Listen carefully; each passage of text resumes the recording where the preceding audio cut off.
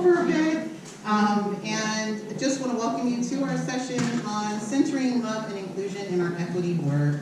I just want to give a quick notice, this workshop is being audio and video recorded. And we'll go ahead and get started in honor of everyone's time. I actually have a meeting to get back to in Sacramento this evening, so that's going to be an interesting thing to see how that all works out. Sure, many of us making lots of different sacrifices to be here today. So, welcome in. Start us off with just a little bit of poetry.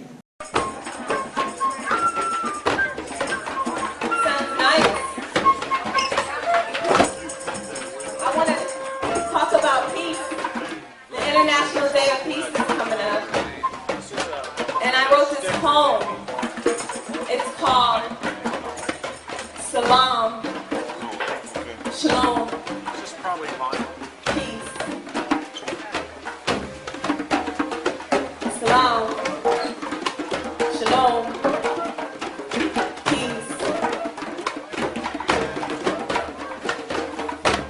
A Muslim greets a Muslim in Arabic with the word salam, salam alaikum. A Jew greets a Jew in Hebrew with the word shalom, Shabbat shalom. A Christian may greet a Christian in English with the word peace. I come in peace.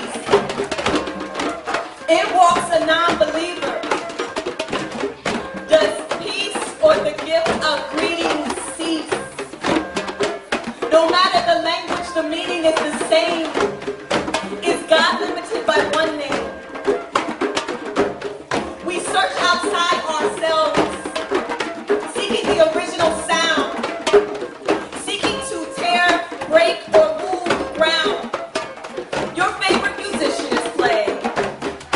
Words escape the ear, because in between the beats we seek rest. In between the notes we confess. Our love for the illusion. Our love for life and death. It was Douglas who said no struggling, no progress. So every night we sleep, we mimic silence, no less.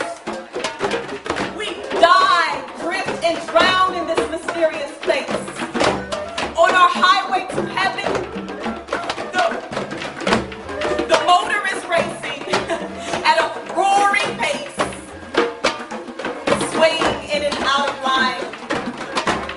Back to the twinkle of a newborn's eye, forth to the arrival, back to the final day and the final cry. May we give thanks for still water. May we be that blooming flower after the pounding rain. That long breath, inhaling the tide and exhaling the insane, the hell of separation. As we take this journey forward, may we no longer resist the beautiful temptation of one universe. And one family is how that ends. Thank you all. That's something I played just as part of arrivals and welcoming everybody in to the space. All are welcome here. I am Lee, Dr. Tabia Lee. My preferred name is Lee, and I'm coming to you from the Anza Office of Equity, Social Justice, and Multicultural Education. Some of you I've met, some of you I've not met, but I'm really looking forward to us working together. And I'd like to thank the sponsor of today's session, the Foundation Against Intolerance and Racism. Without their generous financial support, this session would not be available to us together to share today. So thanking them and appreciations to FAIR. So today's agenda, we'll have an opening exercise. We'll hear some lightning talks from some of our equity practitioners. We'll have an interactive presentation with Dr. Sheena Mason, who's joined us from New York, and then we'll also have a closing exercise. So that's the flow of today's workshop. And again, thank you all for being here. I know there's many competing workshops and places that we'd like to be, and at the same time, if I could clone myself, I'd be in a couple other sessions right now. So Thank you for choosing this one to spend your afternoon. Welcome in, welcome in. There's some open chairs here and also a sign in. So we're to the point of our opening exercise. And I just want to share with everybody that this session does contain examples of freedom of speech and expression that may be considered offensive, vulgar, or triggering. In any Office of Equity training, we have to put that up because there are diverse ideas, thoughts, and opinions ahead. So to be expected. What can you do to navigate the feelings that might arise as a result of encountering diverse perspectives and viewpoints? The window of tolerance is a good way to stay in touch with yourself. What that means is keeping yourself in this area, this zone, where you can handle and process your feelings in a healthy way while still being able to function and thrive. So that means that we're not feeling overloaded or that fight response, keeping in tune with yourself when you start to veer into that, or the shutting down and freezing that may happen sometimes. When we have extreme stress or dissonance, you may just shut down. So keeping that awareness, and sometimes the mosquitoes that are here in the room with us and other elements might be bothering you too. So just keeping it in that mind awareness. If you need to step out for a moment, I know many of us, the masking is hard for breathing, so you are most welcome here to be your most comfortable. Do what you need to do to take care of yourself. There are many strategies for minding your window of tolerance. One of them is meditation. So we're going to open up with our session with one of those exercises. This is called the pause and minding your window of tolerance. And I chose this particular exercise because it's about self-love. And our session is on centering love and inclusion in your equity work. And if there's not self-love, it's very difficult to extend love and compassion to others. So that's why I intentionally chose this particular one. And I invite you to participate in this in the way that feels good to you and that is helpful to you. So I'll be joining you.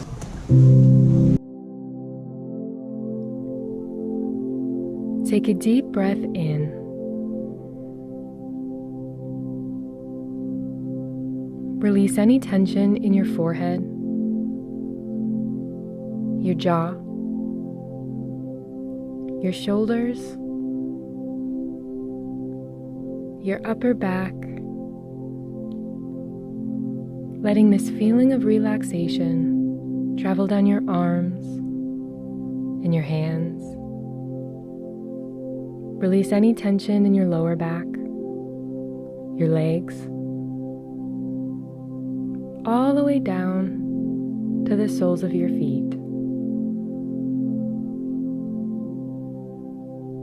Take a deep breath in. Release.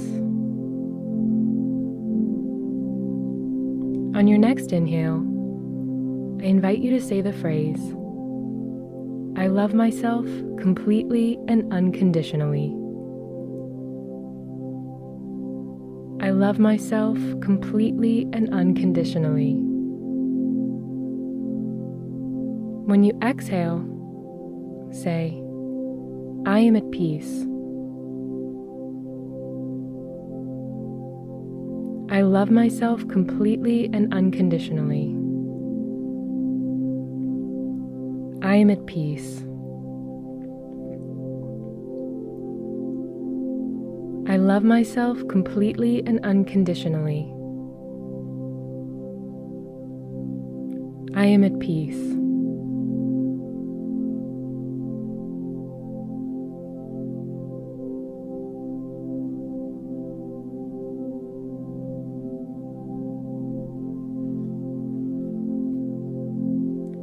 Bring your palms together, hands in front of your heart.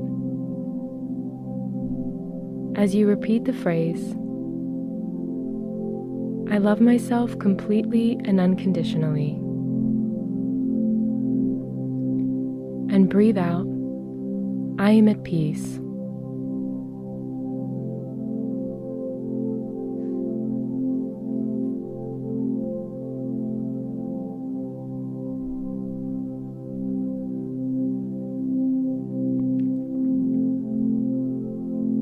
Let go of the mantras And now focus on your breathing.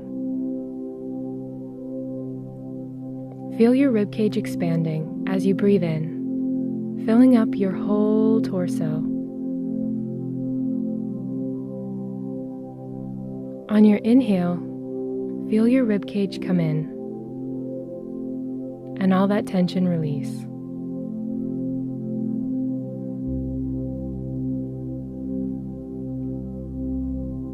Now place your hands over your heart and say the mantra one more time.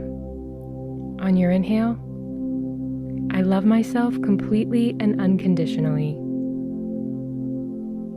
On your exhale, I am at peace.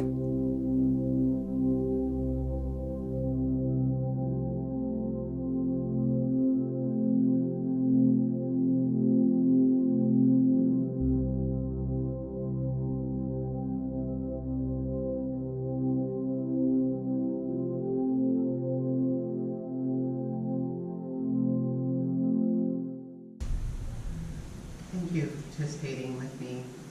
I really appreciate that. There's a feeling in the room. Very special. Thank you. Okay. So important to just take a moment to just center and ground yourself and to be present and in community with all. All right, so let's move into our lightning talks here. First, we have Donna Frankel, who's going to speak to us about dance around the world. So thank you. Wasn't that amazing? Give me a hand. That was so special. I'm delighted to be part of this presentation, and I have two piece dances for you today. They're designed for beginners. Nobody is going to be watching your feet. They don't have time to. They're worried about their own feet.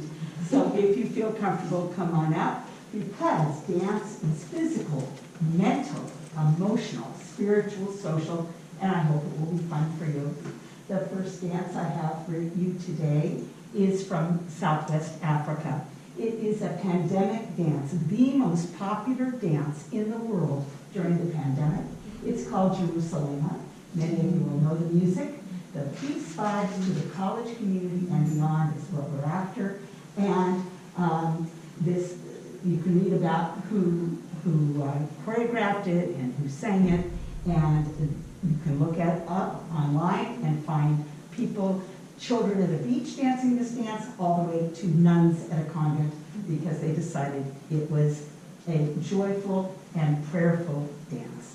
So come on up and let's learn it. Just find a spot. I'm going to hide back to you. I'm not watching your feet, but you can watch my feet. You can watch my feet.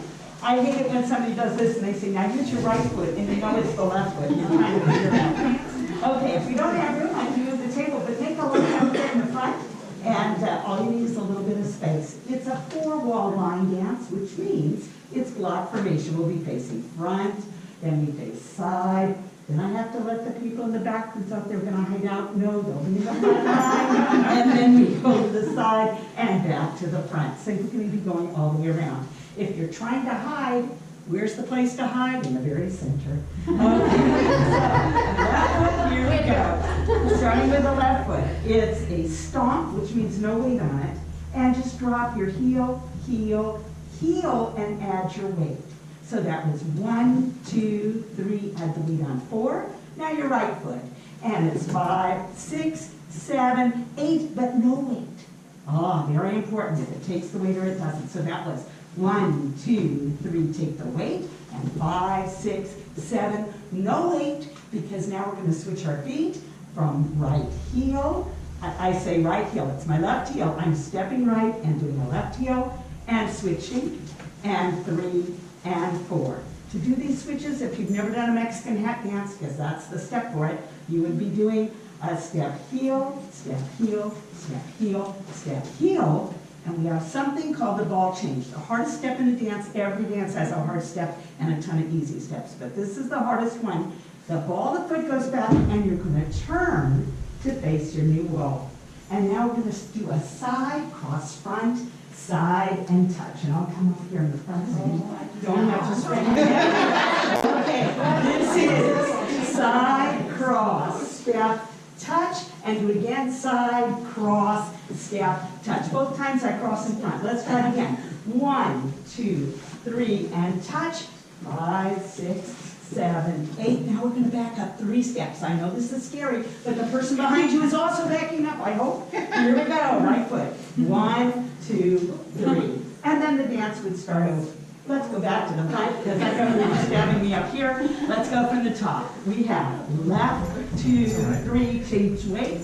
5, 6, 7, no weight. And 1, and 2, and 3, and 4, and 5. Step side, 6. Cross 7, 8. Step 1, cross run 2, 3, touch on 4. And the touch is important because now we're going to go back. And 5, 6, 7. And then we start over. But I didn't count it quite right, so let me do it again. It's 1, 2, 3, wait. 5, 6, 7, 8, and 1, and 2, and 3, and 4, and 5, 6, 7, 8. 1, 2, 3, 4, 5, back, 7, 8. Left foot, 2, 3, and the right foot. Let's rate. And we have 1, and 2, and 3, and 4, and turn. Side, cross, step, touch. Side, cross, step, touch, back up. 2, 3, left foot. 2, 3, 4, right foot. If you can do it that way, I know you got it. 2, 3, 4, and cross. V turn. Touch and cross and touch, backing up. And you got it. Let's go with music. Questions? Anybody have questions? Don't everybody rush us.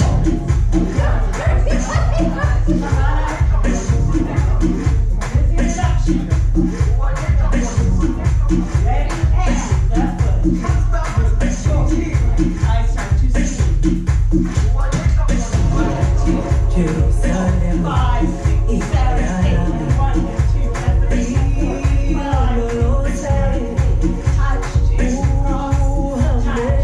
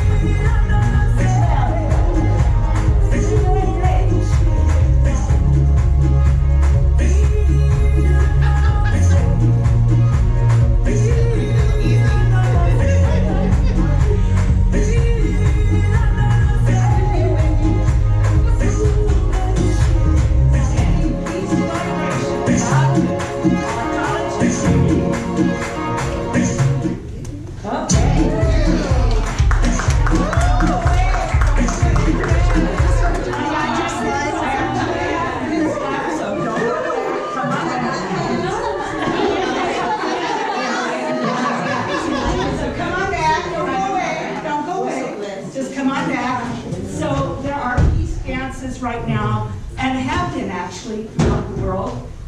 There's one that I recently learned from, it's a peace dance that's centered in Ukraine, but unfortunately it's a couple dance and it's very difficult. So I decided, no, we're going to go back in time to the 1994 to Yitzhak Rabin. After he died, they came out with some music right away for peace, to send peace, which was his mantra throughout the world, and this dance came about. Nobody's exactly sure who made up the dance, but we'd love to have you try it.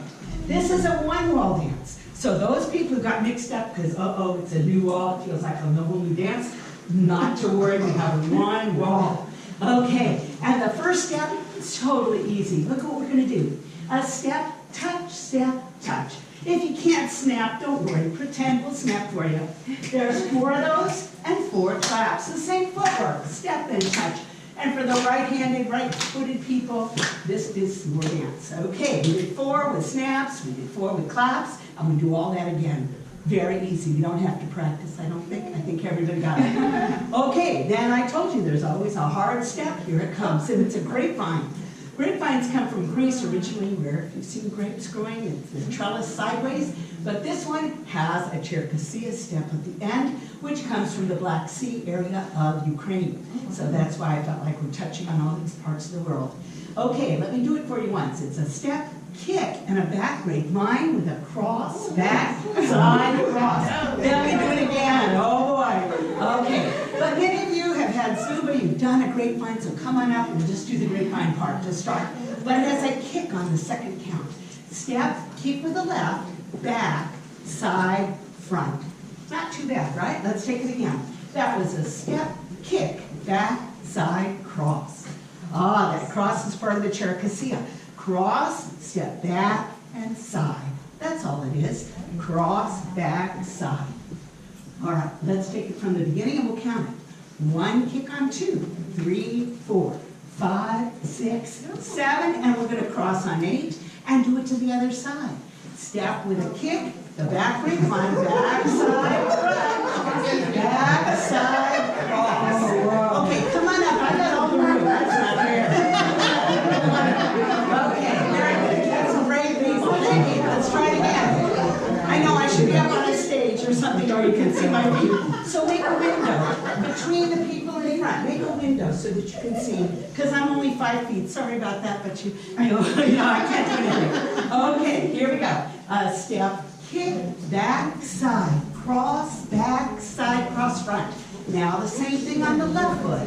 Cross, back, side, cross. If you can't do it, let me show you how to cheat. Just a minute, I'll show you the cheat, because there are 4 of these. And this lady's doing it in high heels, I can guarantee. Okay, what if you can't do anything? Don't throw out the dance, throw out the step. You can do it. 1, 2, 3, 4, 5, 6, 7, 8. 1, 2, 3. Okay, here we go. For those trying the other step. Step, kick, back, side, cross, back, side, cross. 1, 2, 3, 4. You're getting there. That's it. You can do any type you want, but I'm going to tell you the bad news. It's twice that speed. How fast? She's already nice and easy.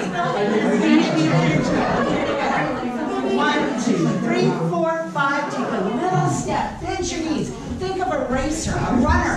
They don't go, it's going to be fast, and they can't move. No. You're going to bend your knees.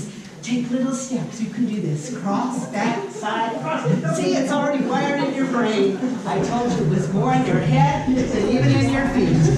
All right, there we go. No, not quite yet. We have one more step. One more step. It's easier. Everything's easier than that one. Okay, step, kick, step, touch. Step, kick, step, touch. Right, kick, left, step, touch. Here's the tricky part, side together. Now we can go the other way. Step, kick, step, touch, step, kick. Not too bad, right?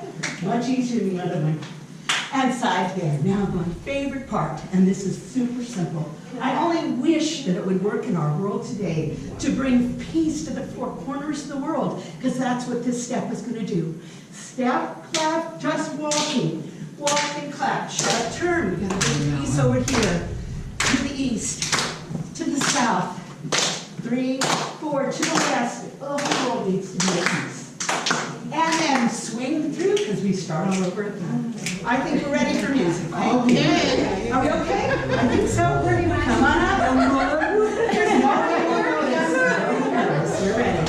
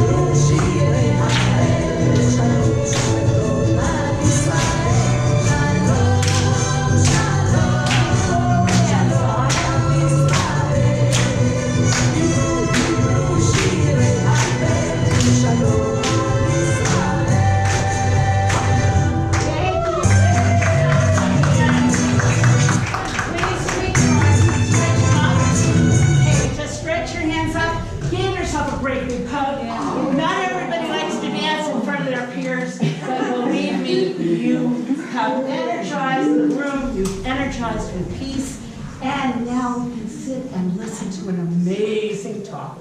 Thank you. Thank you, Donna. That was very special. The unifying power of dance and movement. So much appreciations to you. And I got to work on my crossover with you. All inscribed of life for the year. This is our holiday of Rosh Hashanah, which comes up starting Sunday night.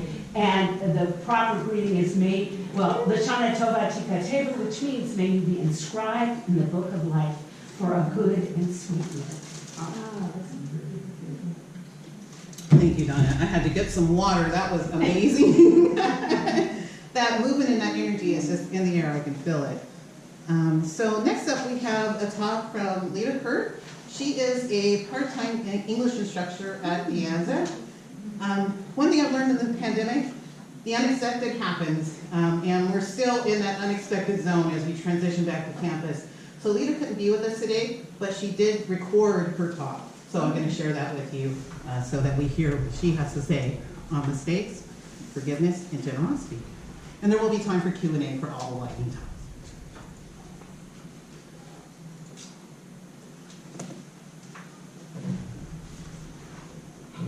Good morning or afternoon.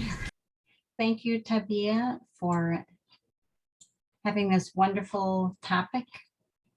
I want to talk about mistakes and forgiveness and generosity. One of the biggest ways I've included love is by trying to forgive and allowing my students and myself to make mistakes and have second chances. I try to learn more about their lives, so mistakes or bad behavior aren't the only thing I remember. Teaching creative writing actually really helps because I get a deeper picture of students' lives and difficulties. And I try not to fuel an us versus them environment. At one time, I used to make fun of certain authors and be sarcastic. It was funny in a way, but then I realized that sometimes those authors were somebody's favorite. So now I just say that I can't appreciate a certain author, usually because of my experiences and background. I want to tell a story or two about food shaming that's related to this question of love and inclusion and how challenging it can be to live up to those. Growing up poor, I quickly learned which foods were high status and which were low. And my family had mostly low status foods, not just what they were, but how we prepared them. One time I had a 4-H project, beets, which I brought to the county fair. I chose the biggest ones I could find, and I was sure I would do really well. When I got there, I had the lowest ribbon. Everybody got a ribbon. It was a white ribbon. And I was so astonished. I looked for the blue ribbon beets, and they were microscopic. They had a little ribbon around them, and they were on a plate with a paper doily underneath them. Mine was on a paper plate. I was so embarrassed. I wanted to take my name off my exhibit so nobody would know that it was mine.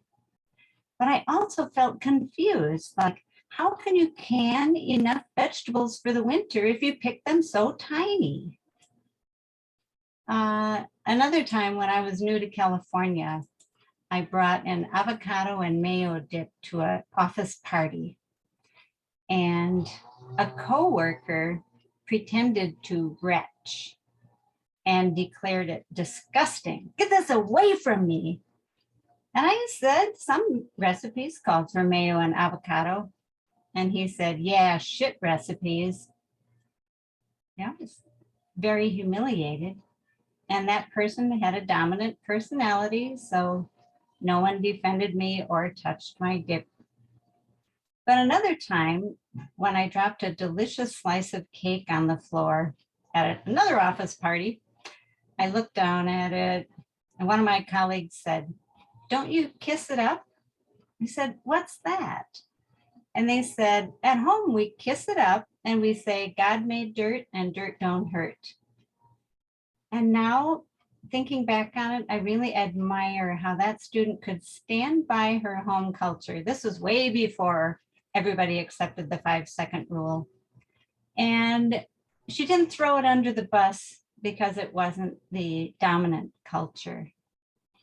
A friend of mine from Iran told me about bringing a feta and walnut sandwich to work. And everybody was saying, oh, how weird that is. Oh, my goodness. You know, and that wasn't class-based, but it was also food shaming. I never want my students to feel ashamed or humiliated about their home words or their home practices. Here's the complex part. I was food shamed, but I was also a food shamer. When I took home ec, I came home and I went ballistic about a dish that my mom prepared that had macaroni, margarine, milk, salt, and pepper. I said, this is nothing but starch. No wonder all the kids have starch bellies. I shamed my mother and she never made that dish again. She didn't defend it.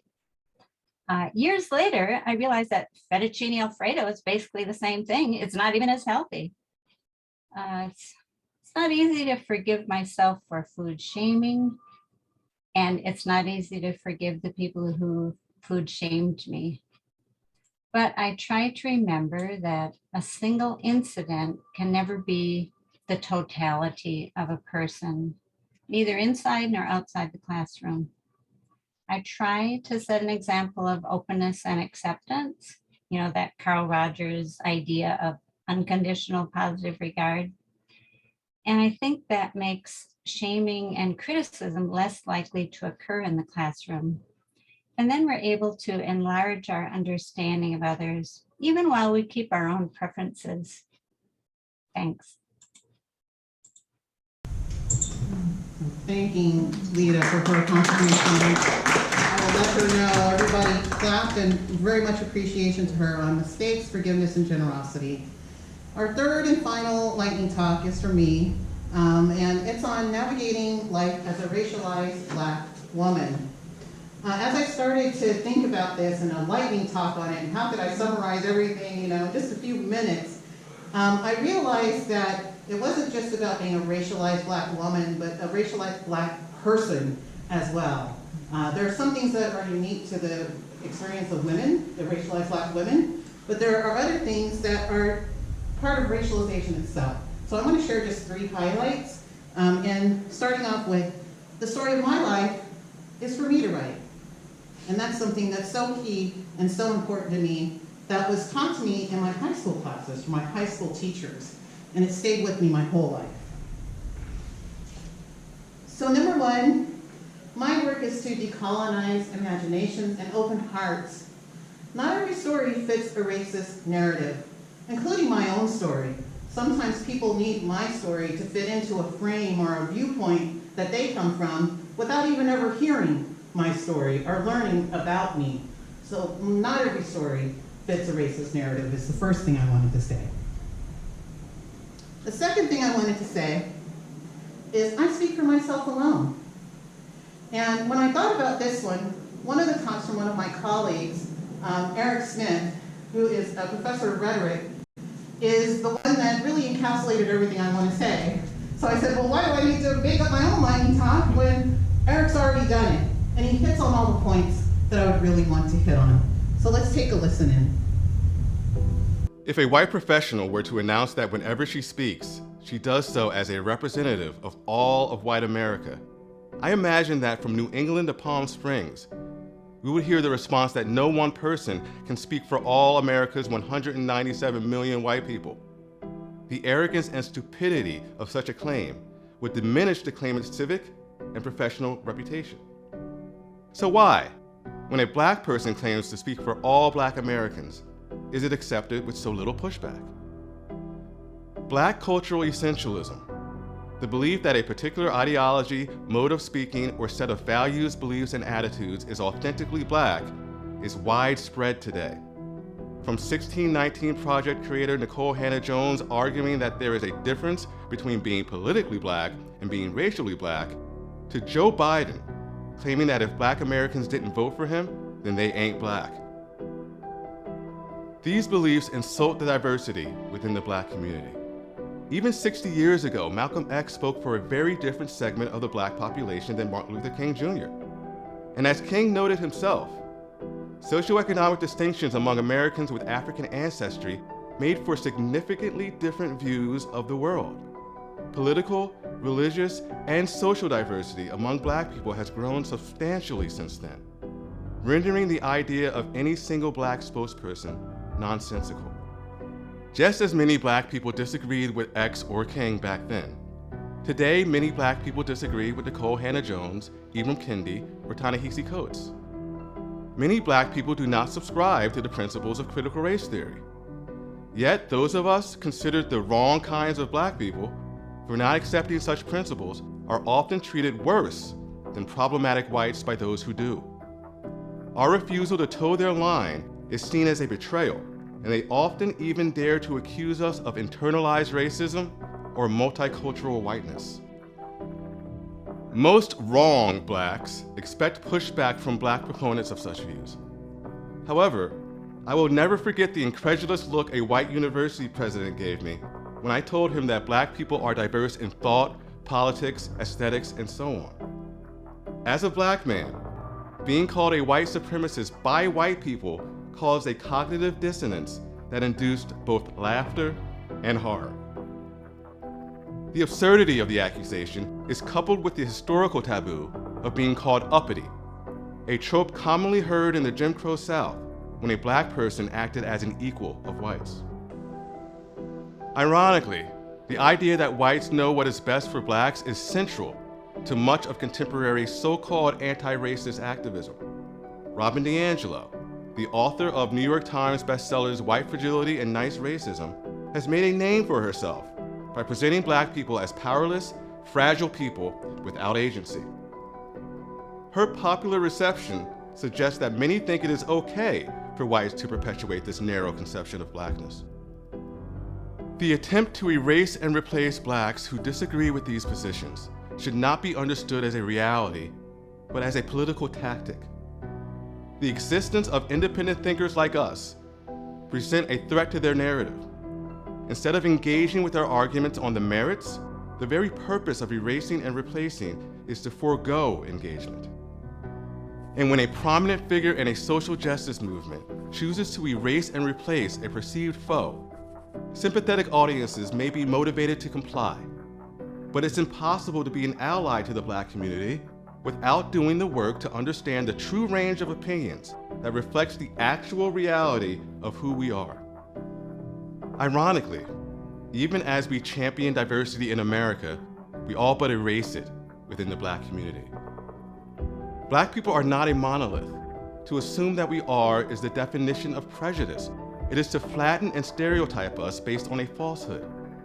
The most anti-racist thing you can do is to see us as the unique individuals that we are. Join me in seeing the individuality of all Americans at fairforall.org.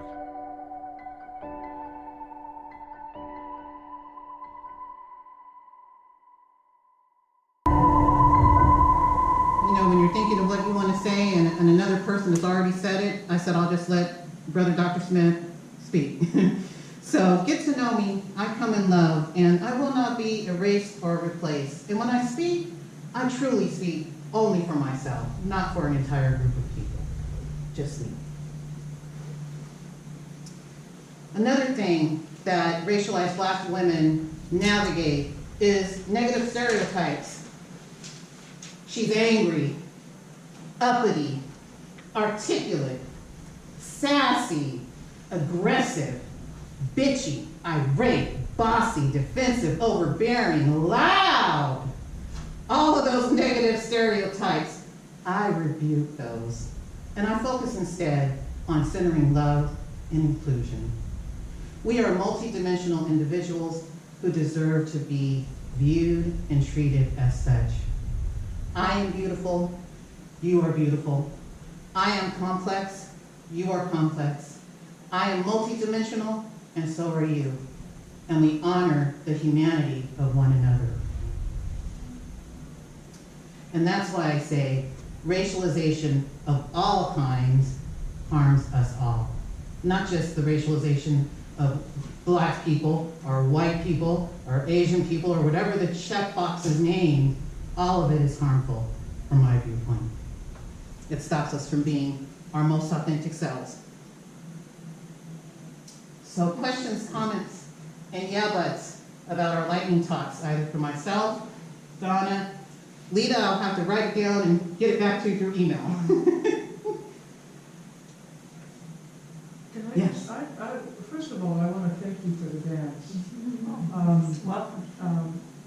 Because I really feel like, so I grew up in Los Angeles at a time when it was one of the most racially diverse neighborhoods. I'm dating myself, back in the 50s and 60s. And one of the things that we did, we, meaning all of us, was there was a sense of pride in terms of who we were. And so people shared.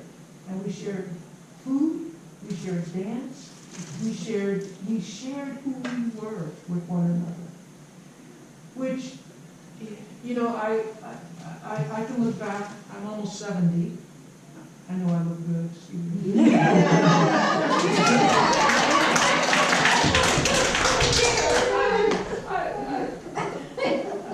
I really mean that because the body is aging.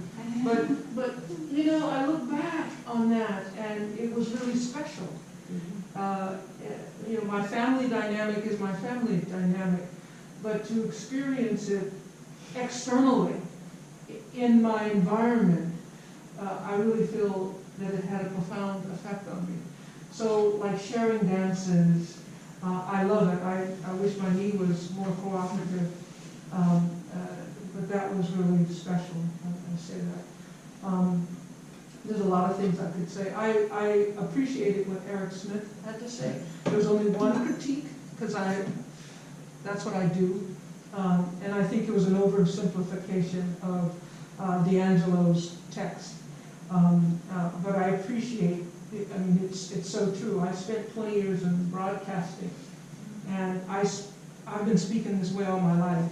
I know how to code switch, but I remember being in a radio station with the top black DJ, who for 5 minutes we had this exchange.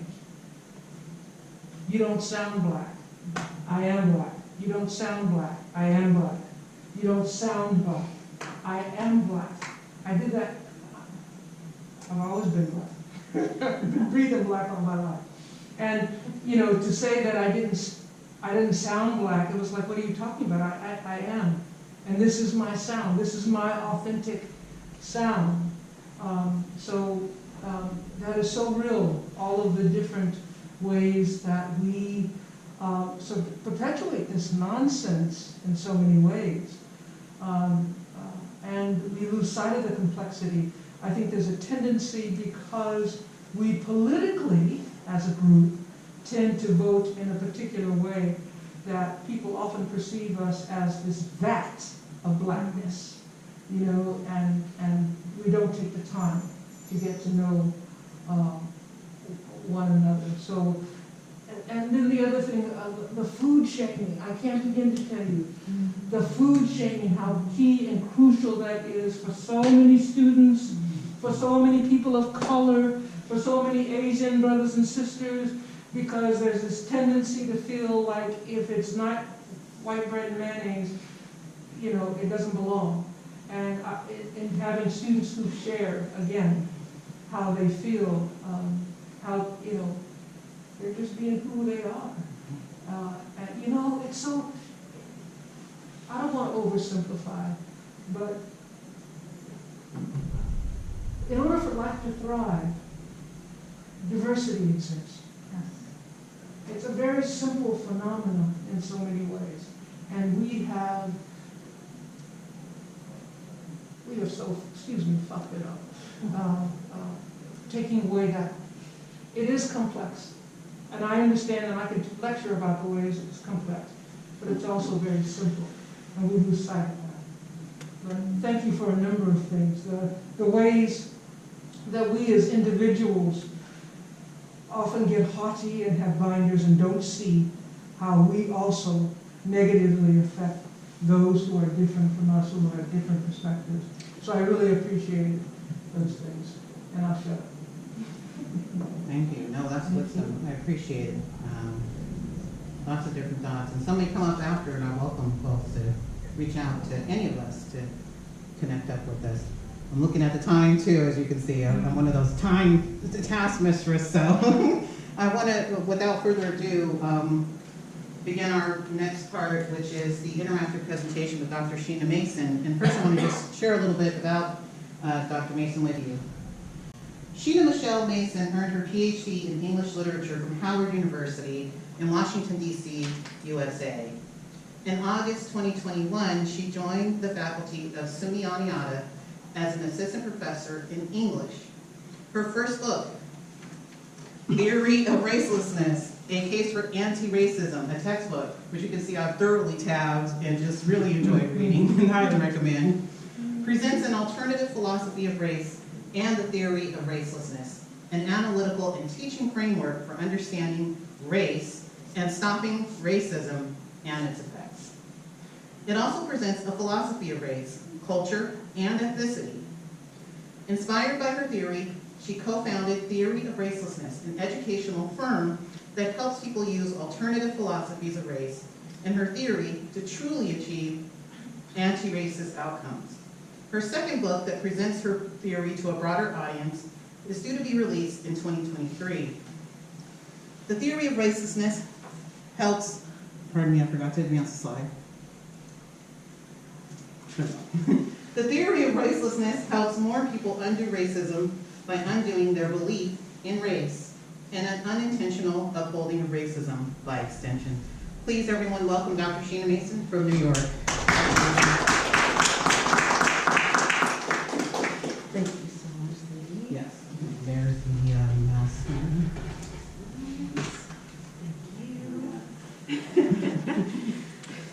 you. Masks are mandated in buildings here, right? I so wish you could see my face because I feel like it detracts a bit from how we communicate, but you can only see half of my face. I saw this SNL skit. It was shortly after the pandemic started, and Megan Thee Stallion was in it. And the skit was a song about blind dates during the pandemic, right? Let me see. And the guy's like, let me see your face. Let me see the bottom half of your face. It's a thing. It's a thing. Email me. I'll send it to you. It's worth it. It's worth it. So before we start getting into content, I want to invite each of you to define the following words for yourselves. If you have a notepad, feel free to write your definitions on your notepads. If you have a cell phone, feel free to take notes on your phone. But definitely we're going to take 5 to 8 minutes to get clear for ourselves. How do I define race, racialization, racism, and racelessness?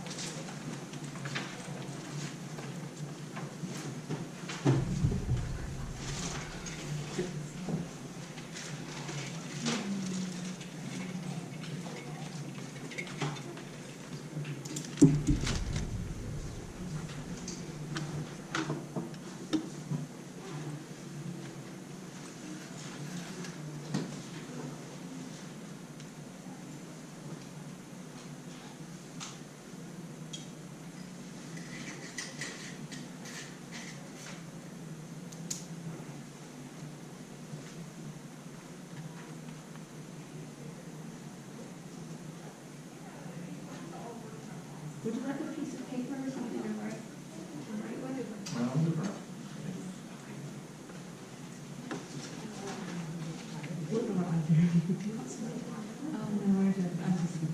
Okay. Just want to make sure everyone has something. And Dr. Mason, I have seen speakers in other sessions unmasked because they said the people couldn't hear them. Yeah. It's up to you, Donna. I'm standing at least 6 feet away from all of these.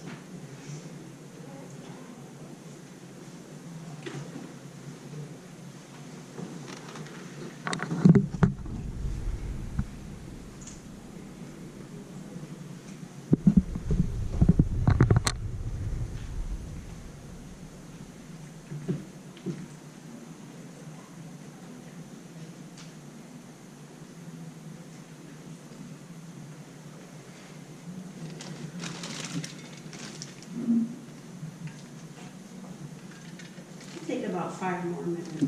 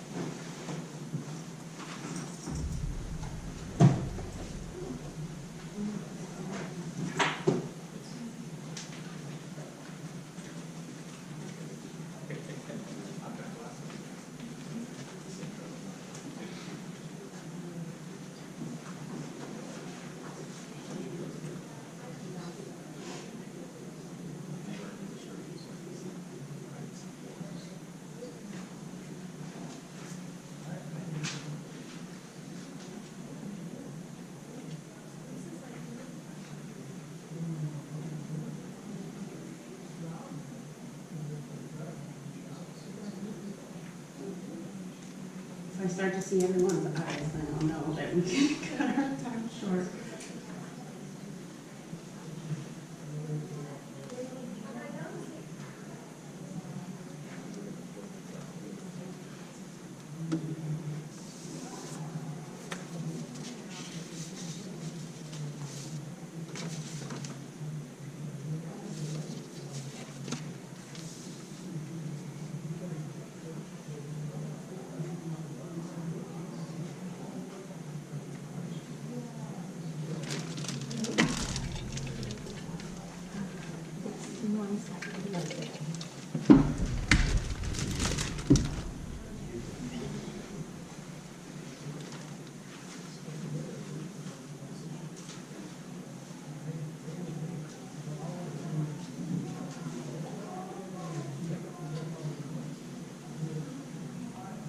Please make sure you sign in on one of the sign-ins. Sorry to interrupt anyone that might not have noticed the 2 sign-ins on the ends of each table back there.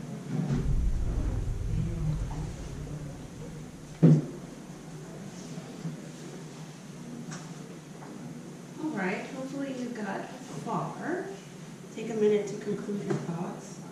How do you define these words?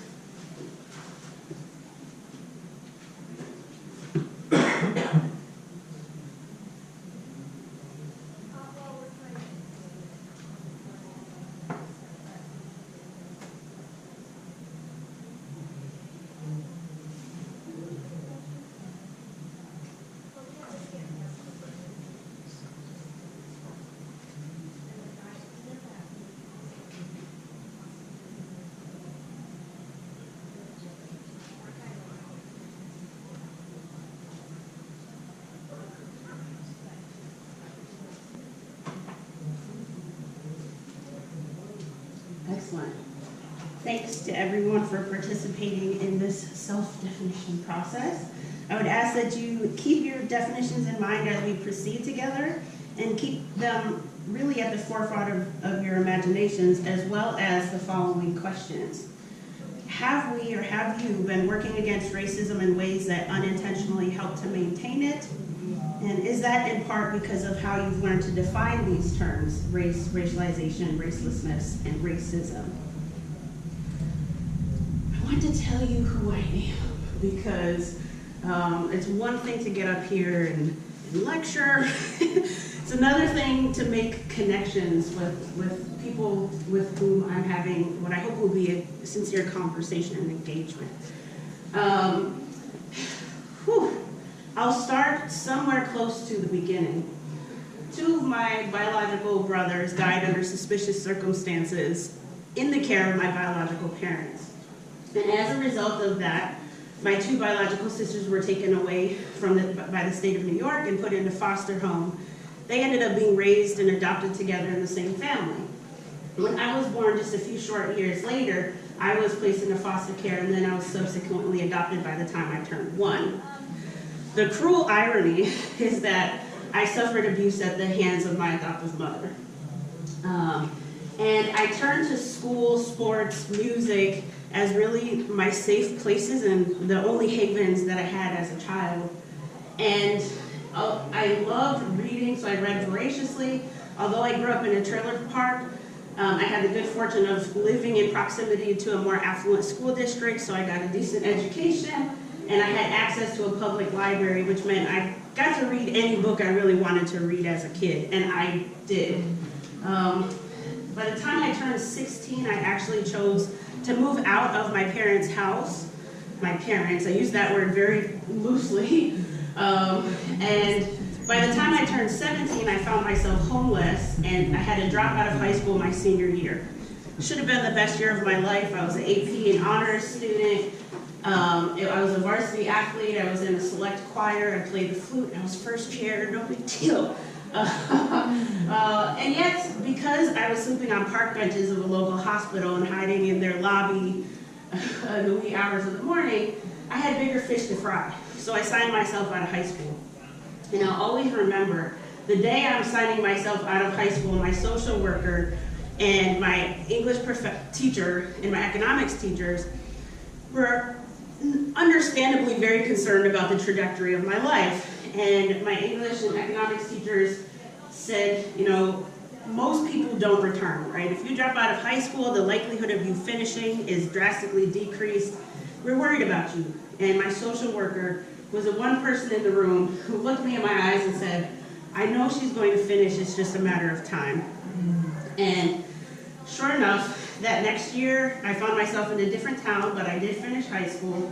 I then went to that local university. It was the State University of New York in Plattsburgh, New York. It's very cold there most of the year. I finished at the top of the class. I ended up being the student commencement speaker. I was in the newspaper. There was like a whole thing on me. Best experience of my life. Wish I could say, I've got my bachelor's. Everything is rainbows after that. Nope. We see the predictable no come, or you shake it and fly away. Shake it and fly away. Fair enough. Well, unfortunately, after graduation, I found myself homeless, but this time in New York City, particularly in East New York, Brooklyn. If you're unfamiliar, yeah, this was 2009. It was not the time to be homeless in East New York, Brooklyn. I spent my 25th birthday at a homeless shelter for women. Not a super highlight, right? And I was constantly trying to get financial stability so that I could pursue my PhD, because that was always my intent. I wanted to have a nonprofit youth center in a high-risk neighborhood. I wanted to use my own experiences as a tool to help other young people experiencing similar hardships or adversity to achieve their fullest potential, and to be the person that I wish I had coming up, like my social worker, right, who was perhaps the only voice of positivity and hope and inspiration. But I just couldn't get myself together, right? I couldn't get my finances right, and you know, last time I checked, it's expensive to be a graduate student. For those of you who've gone through that process, they don't pay you a lot. You can say you're living below the poverty line. So it took years for me to get there, but in the interim, during my gap years, I found myself in Teach for America, so I taught 9th through 12th graders in Houston, Texas. My last straw in New York City, by the way, was getting hit by a city bus while walking across the street in a crosswalk in Jamaica, Queens. I got hit by the bus. I said, you know what, arm in a cast, I'm over New York City, it's not for me. Fled to Texas because the economy was better and the cost of living was lower. So I got the good fortune of going to Texas, did Teach for America. I worked for a company, 24 Hour Fitness. There's one in San Jose, actually. I started as a service representative lead there, worked my way up to operations manager, then I was sales manager, and then I was club manager at a club in San Jose. I lived in 5 different states working for them. My team in San Jose, it was just under 100 employees. And I was greasing my wheels, working on my business acumen, because I still had in mind, I'm going to get my PhD, then I'm going to have a nonprofit youth center, and I have to know something about how to run a business, right? Whether it be for-profit or not-for-profit. And in 2016, I finally stopped deferring my schooling and went to Washington, D.C., to Howard, started my PhD. And things finally had become stable enough for me to do that, no more homelessness. And I had the pleasure and honor of working with people who have changed my life tremendously just by virtue of being who they are and by virtue of their embracement of me for being who I am and helping me along this journey, which admittedly was not an easy journey for me. Not just for everything that I've named, of course, but because the content, the ideas that I'm sharing with you, the conclusions that I've shared with you have been ideas that I myself have fought against, especially earlier in my journey. In 2017, 2018, when I started finally unpacking my 20-year study of race and racism, I got to a point where I would cry in my advisor's office talking about, I don't want to be that black person, right? I didn't want to be that person who was saying something that was so radical and traditionally unaccepted, and yet I found myself in my conscience making me that person. My story does have a happy ending. This is me with my wife. We just celebrated our 4-year wedding anniversary. We have, wait for it, 3-year-old triplets. Those are my babies. Skylar with the earrings, Tatiana's in the middle, and Josiah is trying to grab the camera. I am a member of the D9 sorority Sigma Gamma Rho. That's me with my line sisters there. Oh, fun fact. So in between all of this, if I can say badassery, I had a YouTube channel where I just did everything beauty and hair related, and I was Queen Sheena on the YouTube channel. So I won a contest, and it was actually in a Hype Hair magazine spread. So that's me looking very fierce, with full face of makeup and some awesome hair. And then this, of course, is Howard University. So I'm thrilled and honored and elated to share with y'all my theory of racelessness, which I've noted for you here. And as I've said, even for myself, this has been an intellectual journey, a spiritual journey. My students call it also emotional journeys, right? Yes, it is so hard to hear. Yeah, it's like we don't want it to be stuffy, but we also want it to hear, right? Yeah. It's okay, I'm gonna close it. The workshop there were 1 hour, their prop change. That makes sense. Thank you, Anna. So the theory of racelessness is the subject for our talk today, and hopefully through sharing a bit about my life journey and experiences, that gives you a sense for what's motivating me to spend this time with you, what's motivating me to share my work with as many people as will listen as humanly possible. I initially connected with African American literature in the first place, which is my primary field of specialization, because it was a literature that had come to be defined as always having to do with struggle, particularly as it pertains to race and racism. So as an undergraduate, I was drawn to that literature, not just because I saw myself as part of that struggle necessarily as an African American woman, but also because I had struggled, right? And fought and overcome. And so I gained a sense of inspiration and hope and fierceness through my study of the literature. And even then, as an undergraduate, this was a while ago for me, for 2003 to 2007. Even as an undergraduate, I said, I want to see how I can participate in solving and resolving the problem of racism in the first place.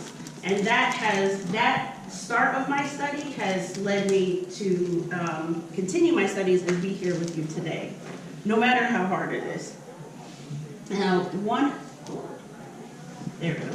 one analogy my students use after engaging with my theory of racelessness is that of the Matrix. By the end of our time together, you'll decide for yourself, are you in the Matrix? And if so, how do you get out? How do you help other people out? Or are you content to remain in the Matrix, or are you not in the Matrix at all? That's for you to decide.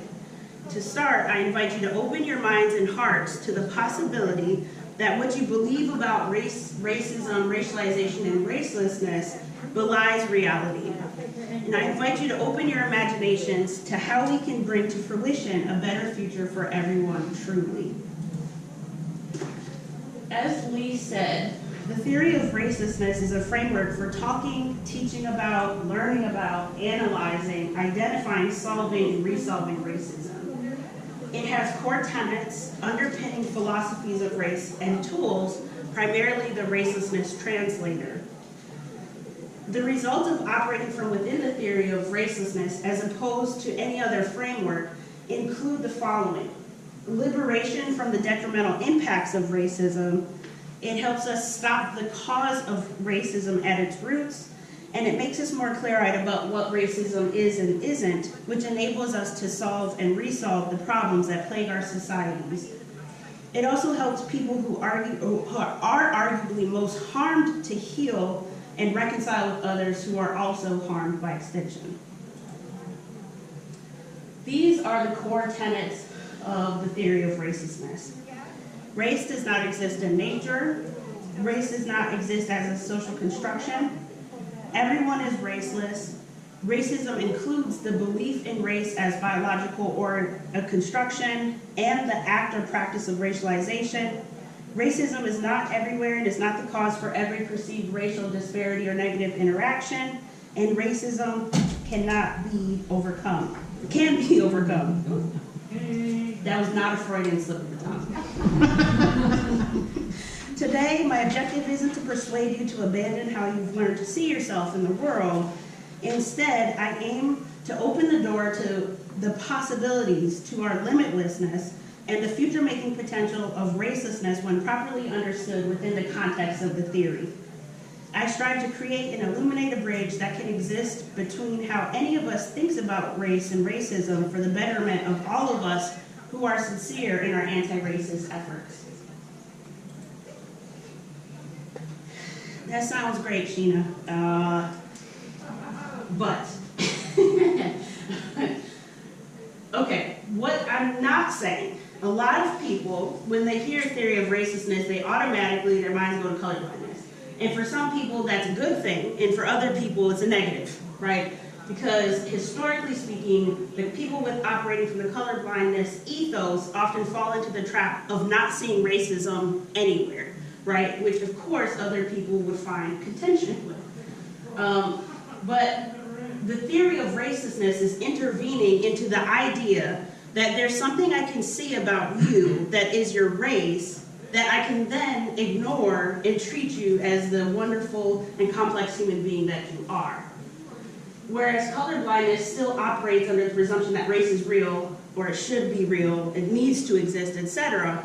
Theory of racistness is saying that misinterpretation of how a person looks, how your skin color, your hair texture, your facial features, or your DNA, your ancestry, that mistranslation of those biological realities into race is a mistranslation.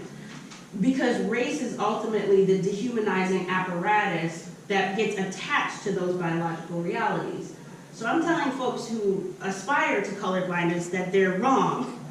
And the theory of racistness welcomes those people into the fold and helps them grapple with the hard truths and realities about racism in the first place, as well as why colorblindness is ineffective because it's still maintaining the belief in race, which again is the dehumanizing apparatus. And I see race ideology as being the other side of the same coin. Race ideology, simply put, is this, number one, belief in race, active racialization, right? And in an anti-racist framework, it's the practice of anti-racism from racialized lenses and perspectives. I'm saying you're wrong too, and here's why. And the primary reason why is because the belief in race is persisting and getting carried on. And that results in a sort of washed over, black and white, pun intended, way for us to look at each other. That's why what Eric Smith talks about when he talks about the diversity of so-called blackness, that's why people are hindered from seeing the diversity of so-called black people. Because race ideology makes it so that we don't see the diversity within particularly racialized groups. Within the theory of racistness, when it's properly understood, we get to see the depth and the expansiveness that is humanity. And we get to clearly honor and acknowledge both the history of racism and the existence of contemporary racism so that we can, with more clear-eyed and without unintentionally upholding it, solve the problem. That sounds so lofty. Whew.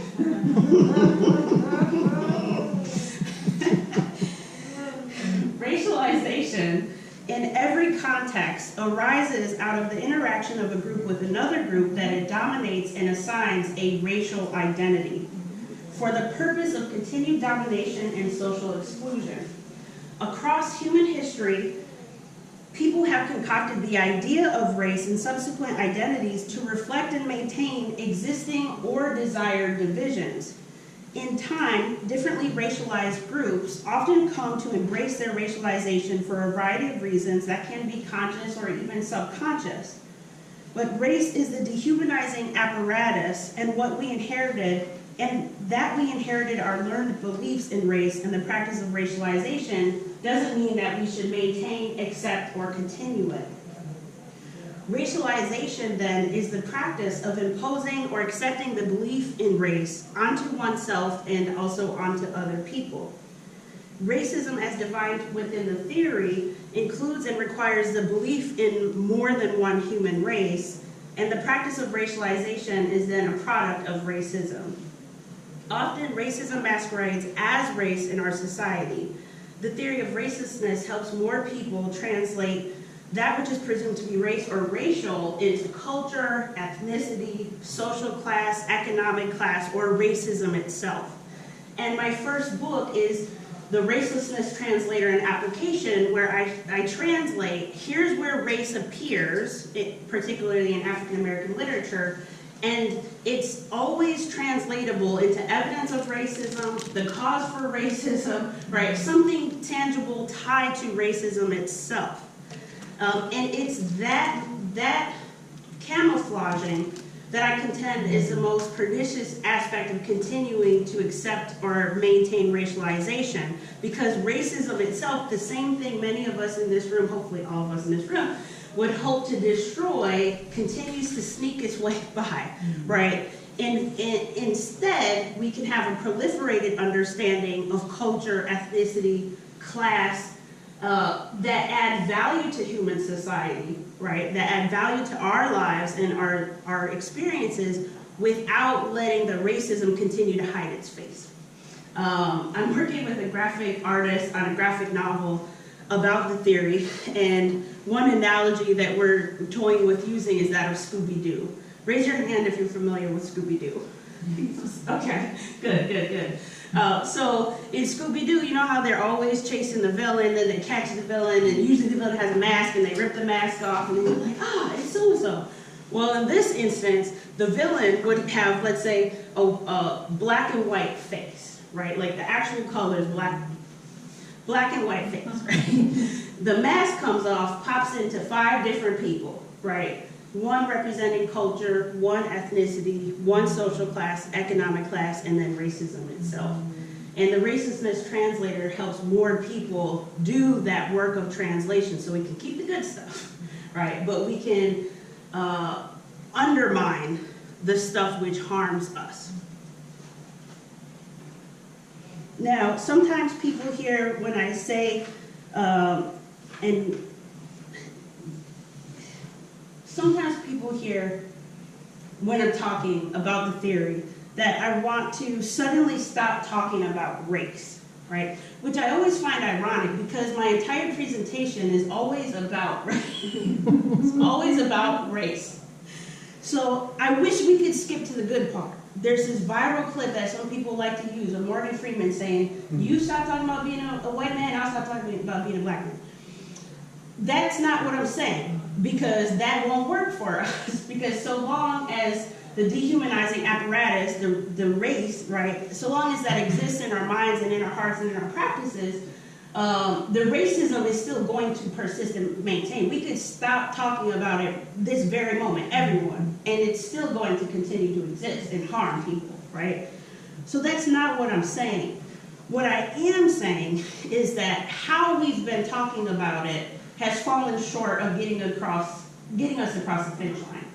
And there are some easy, I'll put that in quotation marks, there's some easy strategies or ways to start talking about it today that would lead to a future in which we could theoretically stop talking about it and the racism wouldn't still be having its way with us.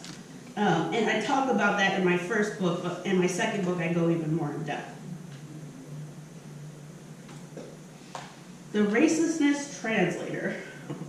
Race has been transformed from the realm of fiction into a phenomenon that most people believe exists in some meaningful way, from something biological to something socially constructed.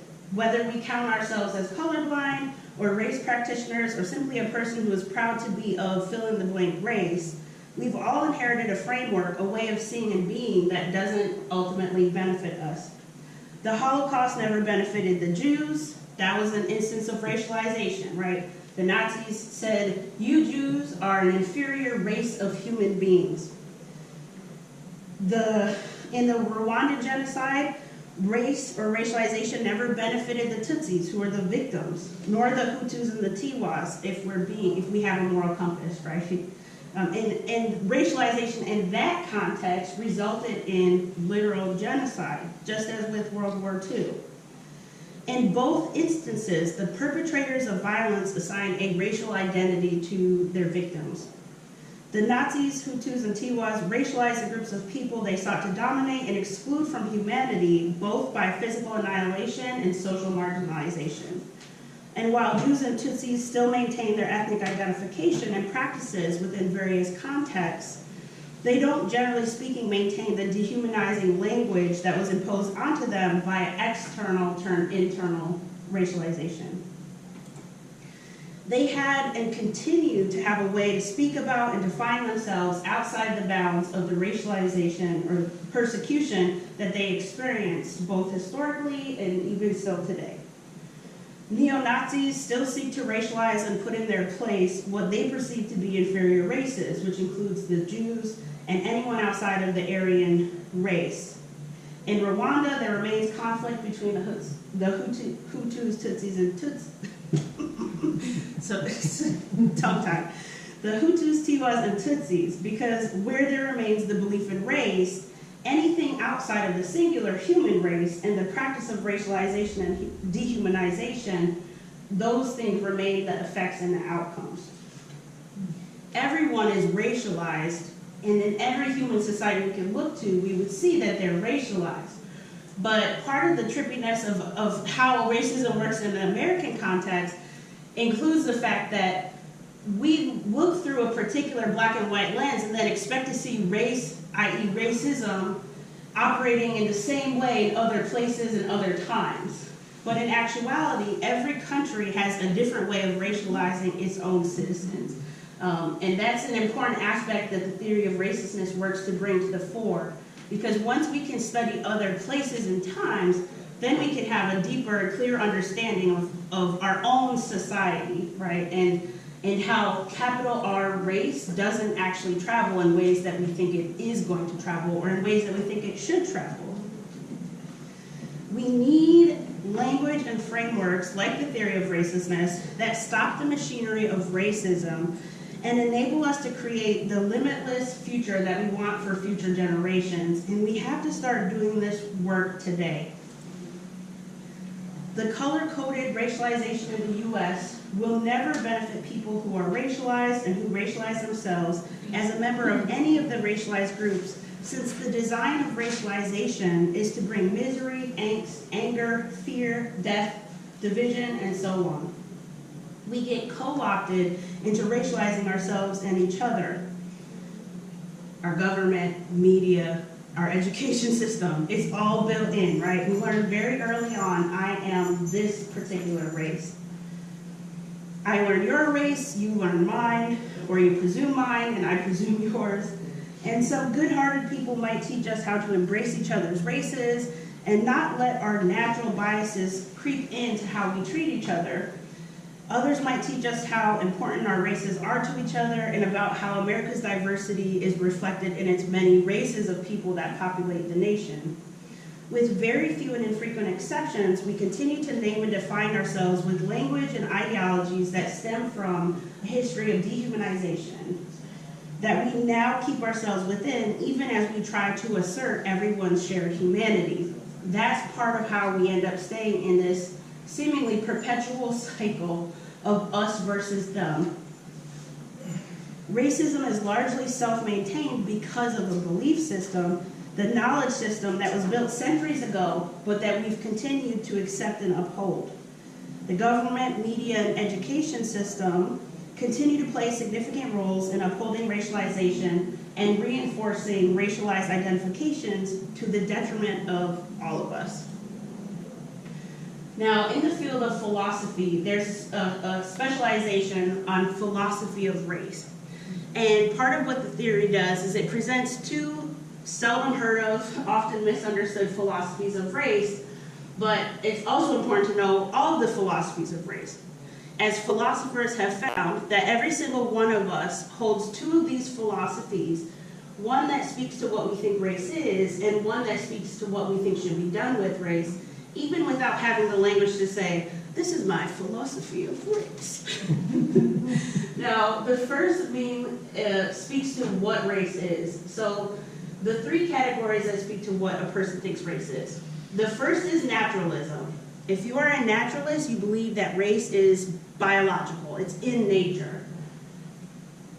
I agree with modern scientists that race does not exist in nature in the ways that we've thought. And science has disproven it for a long time now, like over a century.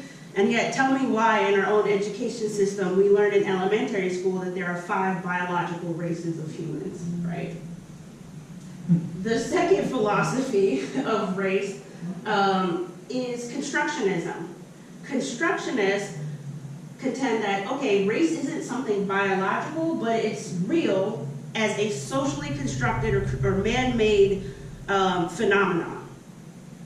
And the third philosophy that speaks to what a person thinks race is skepticism. And that's one of the theories and one of the meanings of racistness in the context of the theory. Racial skeptics argue that race doesn't exist at all. Now, it's often difficult for people to fully understand the difference between constructionism and skepticism, because many people count themselves as constructionists and they say things like, race doesn't exist at all, right? It's not real. Except, if you understand what something is to be a social construction, it means that it is real, it's just human-made, right? It's still real, so it's a sort of misconception or misunderstanding of what it means for something to be a construction. As a racial skeptic, I say that race doesn't exist, full stop. And I've been through all 3 of these philosophies of race in my life. Early on, definitely was a naturalist. Around undergrad, I became a constructionist. And about 3 or so years ago, when I was deep in my studies, I became a skeptic. And the thing that clicked me into skepticism was the fact that everything I loved about myself, I assigned to my blackness. About 3 years ago, which is, mind you, this is partly why it was difficult for me to let go of my blackness or to de-racialize myself or see myself as raceless. But about 3 years ago, something finally clicked in my mind where I was like, I'm putting everything I love about Sheena Mason into this box of race when none of that is race. Because when you understand what race is the dehumanizing apparatus, which means that our attempts to reconstruct blackness to not be the beast that worthy of being enslaved and considered property, right? Our attempt to reconstruct that racialization into including something metaphysical, right? It's like all-encompassing and inherently positive for many people who racialize themselves as black, have failed because the racism is what created the concept in the first place, the language in the first place, and so long as we continue to see that as race, then we will continue to reap what we sow in a lot of ways. And in removing racism, by removing my racialization or rejecting it at least, right, because I still recognize that you'll see me as a black woman, I'm only removing the violence. I'm not letting go of everything I love about myself. I'm not letting go of my culture or my ethnicity. And if anything, I have a more profound understanding of those things because I'm so clearly outside of the fishbowl racialization creates for us. And that leads us to the third, the other 3 philosophies of race. These 3 speak to what a person thinks should be done with race. The first category is conservationism. So as it sounds, if you're a conservationist, you're probably a naturalist, because what can you do with race besides keep it, right? If it's in nature, you keep it. You're a conservationist. There's reconstructionism. If you are a reconstructionist, for whatever variety of reasons, you're working to reconstruct the concept of race. And the last category, and this is the second meaning of racistness within the theory, is eliminativism. If you are an eliminativist, you contend for, again, any number of reasons, that the category of race should be thrown into the dustbins of forgotten history, as one of my mentors, Leonard Harris, says. Now, of the 6 philosophies of race in our society, we get defaulted into 4 philosophies of race. And guess which philosophies of race we don't get defaulted into? Eliminativism and skepticism. We get taught initially that it's in nature. Then we get taught it's a social construction. Almost nobody ever comes along and undoes the natural belief in race though, right? Notice that. So when I have students in my undergraduate classrooms learning the philosophies of race, they're just utterly confused because they're saying it's a construction, but they believe it's biologically real, right? And then we inevitably get defaulted into conservationist or reconstructionist positions by default because of the naturalist or constructionist positions that we learn. And my contention with reconstructionism is if you know the concept of race and the practice of racialization across human history, you know that that's all we've done. As human beings, we have just reconstructed racism to look differently and operate differently in different contexts across different time periods, right? So when I hear of reconstructing race, I hear reconstructing racism. Okay. Okay, I mean, we could reconstruct racism, but if we don't have to, I would prefer to eliminate it, right?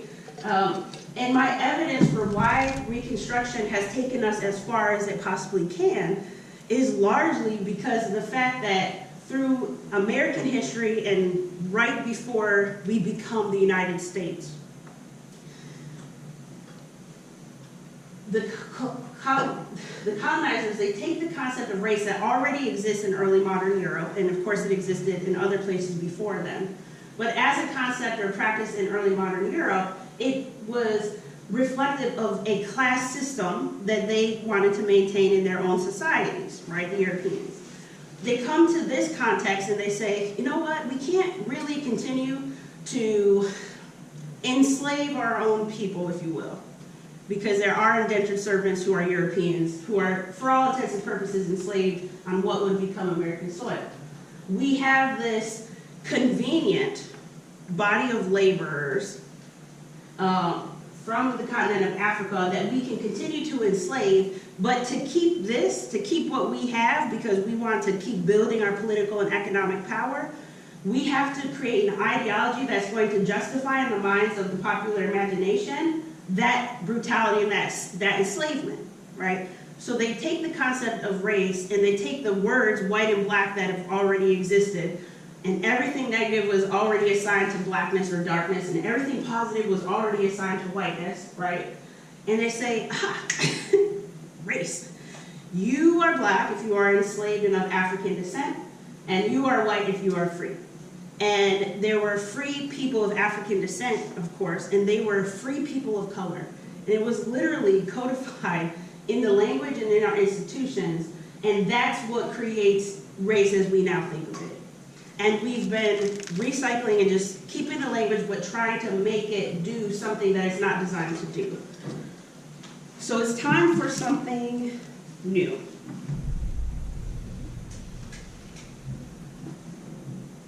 People in the U.S. continue striving to reconstruct the meaning of race, as I've said, to both recognize America's violent history of racism and remove the violence of racism from race ideology.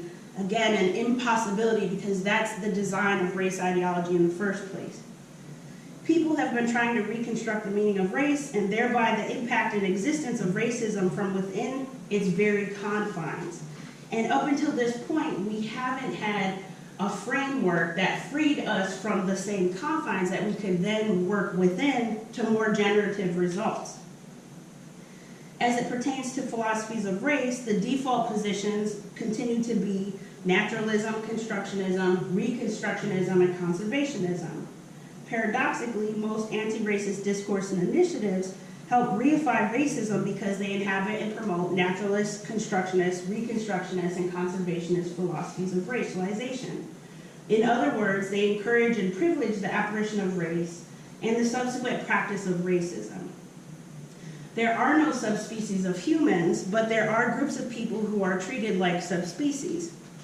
People in the U.S. continue striving to reconstruct the meaning of race to both recognize our history while also trying to remove the violence of racism.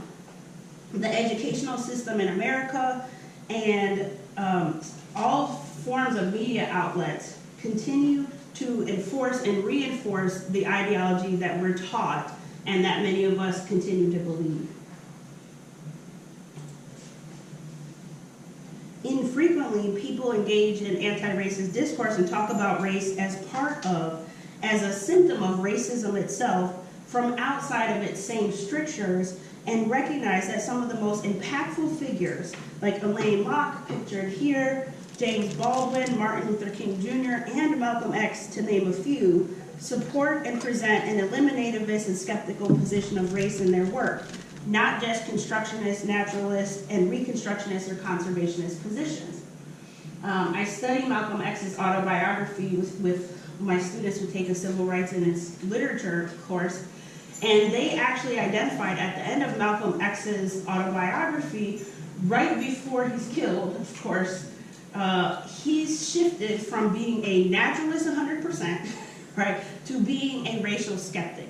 And his way of understanding himself in relation with other people was arguably a skeptical eliminativist positionality, and then he's assassinated.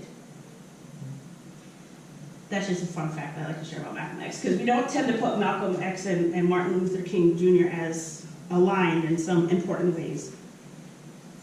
The only way we can free ourselves from the metaphorical straitjacket of misdefinition is if we recognize the various philosophies of race, all of them, free the language we use to discuss the problem of racism, and talk about and teach about racism in ways that force a sustained reckoning with racism in the U.S. that will ostensibly encourage a reckoning within American society and will deepen many of our anti-racist efforts.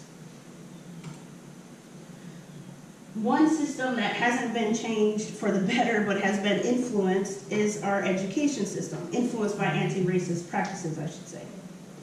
The same system that dictates in many ways our belief systems and our knowledge systems. And this is one way racism is systemic, but the way that doesn't get talked about often, if at all, right? That for racism to be systemic includes the fact that it is part of our knowledge and belief system. Notice that to know something and to believe something are two different occurrences. Racialist ideology, as we inherit it, precludes many of us from knowing and keeps many of us believing, though, in the mythology of race. Other mythologies of race have inspired the Nazis to support and carry out the genocide and attempted annihilation of the Jews, the Dominican Party to support and carry out the genocide and attempted annihilation of Haitians, and the list of human genocides is very long. Mythologies of race have been used to maintain various forms of enslavement, from serfdom to debt slavery to prisoners of war, from chattel slavery to human trafficking. Humans across the globe have demonstrated their ability and willingness to do the inexcusable and unspeakable to each other, even as people do wondrous things together, of course. We use almost any excuse to divide ourselves from ourselves: religion, economic class, social class, nation, ethnicity, proximity, profit, and so on. We also show a resiliency and a tenacity and ability to unify and love that proves to be an unbreakable aspect of humanity too.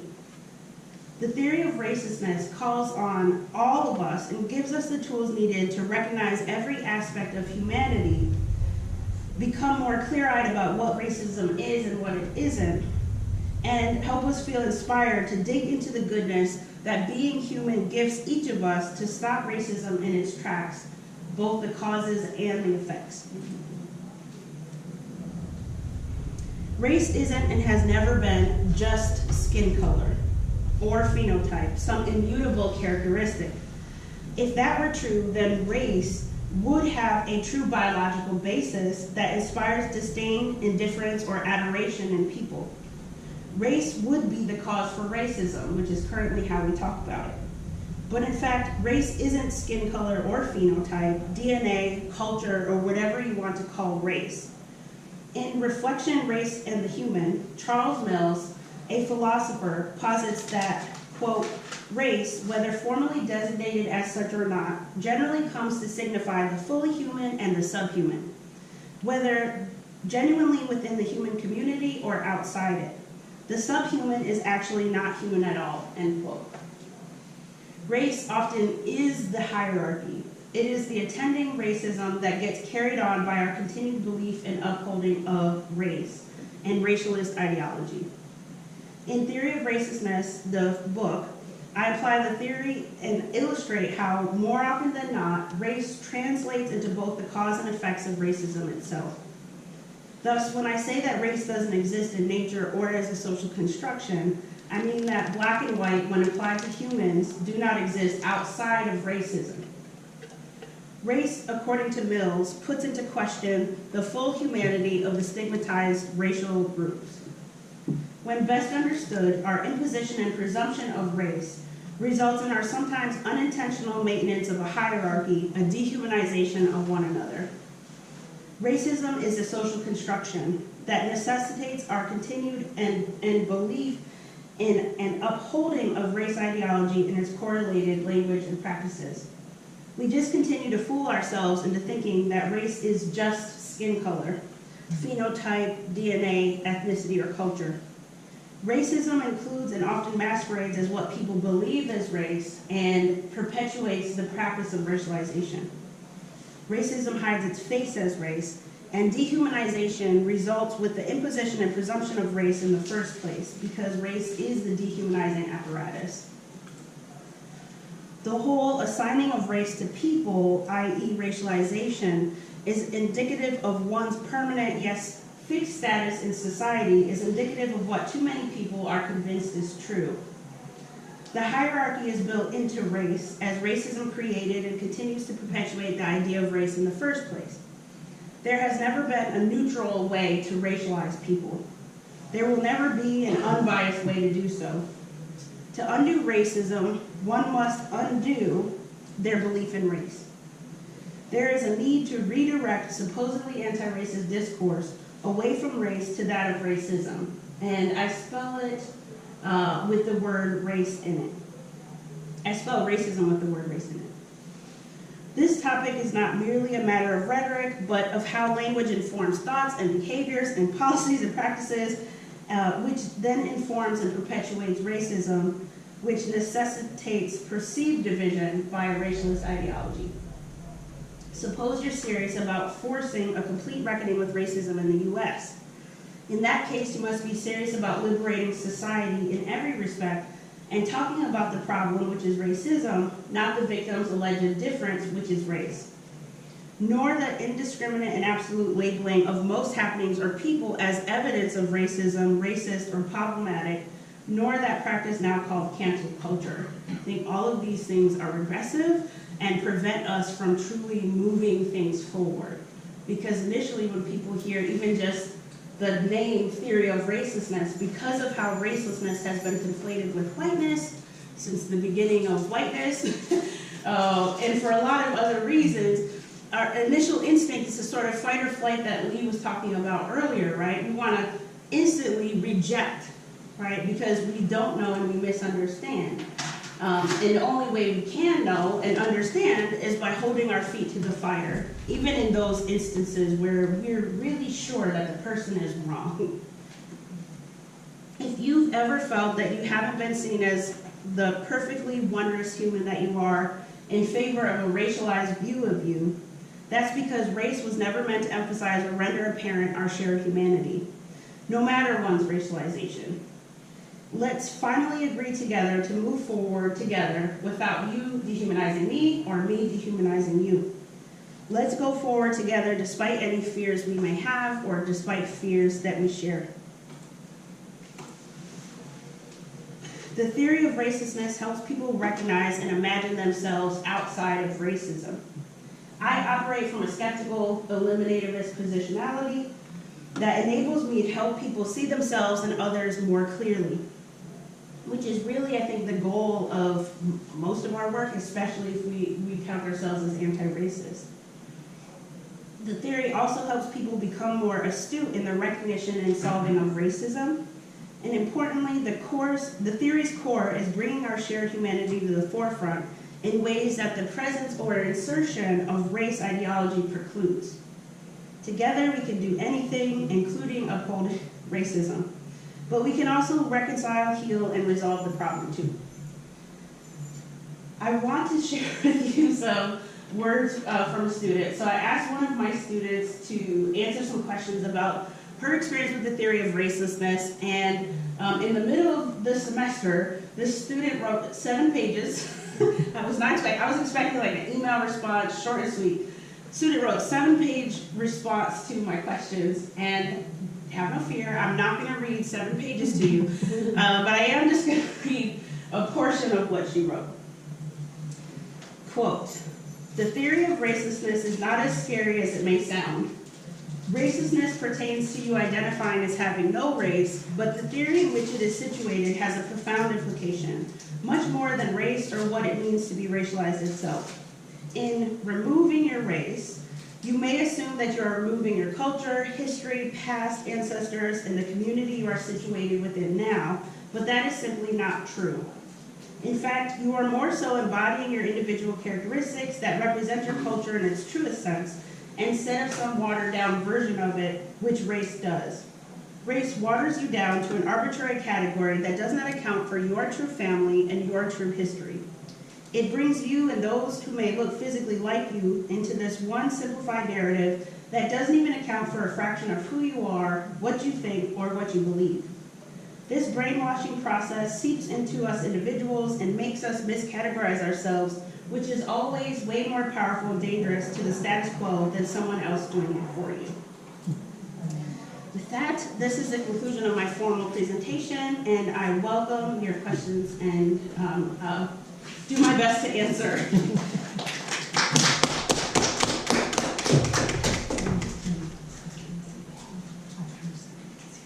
Yes. So I have so many questions. Okay. So please interrupt me at some point if you think I'm just like asking too many questions. Okay, but I guess for some clarification. So you said, so I'm just learning about all this now in terms of this language. Sure. So you said in terms of the skepticism, right? But then you also said that you understand people view you as a Black woman. Mm-hmm. So can you tell me more about what you mean by that? Absolutely, thank you. So we are racialized in 2 ways. Society racializes us, and then we racialize ourselves. And sometimes there's a mismatch, right? Just based off of how people conceive of race. So I recognize readily that there's something external that happens that inspire or even require people to see me as a Black person. I myself, though, in recognizing my own agency and seeing myself outside of racism, reject that. Could I just jump in? Sure. Because there's so much that I appreciate in what you presented. I did a dissertation, finished it in 2001, that asked the question, is there another way to be human, basically? And I don't want to get too much into that, but Africans, what has been categorized, because that has, on some level, is a social construction as well, referred to themselves as Black, long before we encountered. So the reference, so I often use the word Black and African American because of what it represents geographically, knowing that even though there's some dilution, okay, but I would also argue, and I know I get in a lot of trouble when I say that, you know, if we can talk about grouping, because I problematize the notion of human. Human, when what is key is the dehumanizing apparatus, the dehumanizing practice of race. That is primarily, especially here in the Western world. And if we understand that, what I appreciate of what you're saying, it does compel, it ought to compel, it has the potential to compel people to not want to use it, not want to subscribe to. And I think that is often, you know, underscored. What I wanted to say to you, though, is that the indigenous Africans referred to themselves as Black. So that is a term that we have used for a long, long time, even though, I mean, ironies of irony is that one of the oldest groups that we've been able to flag on the continent are not what you would consider black in the darkness. They represent a spectrum, and often in the medium, then to underscore the complexity of this concept. So I just wanted to put that out there. Yes, and thank you for that. So my response is that not all Africans actually call themselves black or consider themselves as black, and when they do, it doesn't mean the same thing that it means in the context of the United States, which is where we are, which is what matters, I think, first and foremost. Right. I hear from, especially Nigerians, they really love me. I hear from Nigerians around the world, the UK, Canada, and the US, and Nigeria, and they talk about how in Nigeria they have an essentially raceless way of seeing themselves. And although they would describe themselves as black, it was just a descriptor. It was really like a matter of fact. It didn't mean what ethnicity you are, which doesn't mean what culture you are. And people that they conceived of as white in Nigeria, it was if you came from overseas to Africa. It's like either of us, we go to Nigeria, we would be counted as white, not because of our skin complexion or anything like that, but just because we had to travel, right? And so I hear from a lot of Nigerians who then move to the West, and they then are racialized. And now there's all this meaning and significance that's demanded of their presupposed blackness. And there's a dissonance for them, of course, because that's not how they conceive of themselves at home. But now it's being demanded of them, and they find that it doesn't actually describe them ethnically or culturally or anything like that, or politically, right? And that it actually washes over and attempts to homogenize who and how they are. So they often reject it. And I hear from people from places like Jamaica who have a similar experience. And make no mistake, in these different countries, in every country, there are tensions, and wars and problems and different ways that we racialize, and undoubtedly, right? But in these contexts where most people in America would look at Jamaica or Nigeria and say, undoubtedly black, right? 100%. The blackest of black people, right? They don't even conceive of themselves in that way. And when they use the language, it just means something way different than what it's meant to mean in the United States. And I think the difference really matters. And because then my position is, if it means something different, although different cultures and ethnicities have conceived of themselves and used the language of blackness, right, to describe themselves, the difference matters. And because we're in the United States and because blackness has been, infiltrated or whatever, it's been taken and it's been subverted. Right. It's like then we have to make a decision. We could stay with it, but I would argue that because it's tied so much to racialization here, that it's an impossible battle. And all of us have to at some point decide: is it worth it? Is it what's possible? And then I would also say, and I like talking about this stuff with my students who are humans. All of humanity came from Africa, right? So this idea that if you're of more recent descent, it's just a matter of proximity, right? And if we go back long enough, all of us find our ancestors in Africa. And because of human migration and all of that, we've dispersed.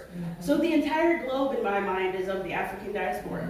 And if we want to call everyone black then, because it ties us to the continent and we're being scientifically real, I would be okay with that. But I know that that's not going to happen, right?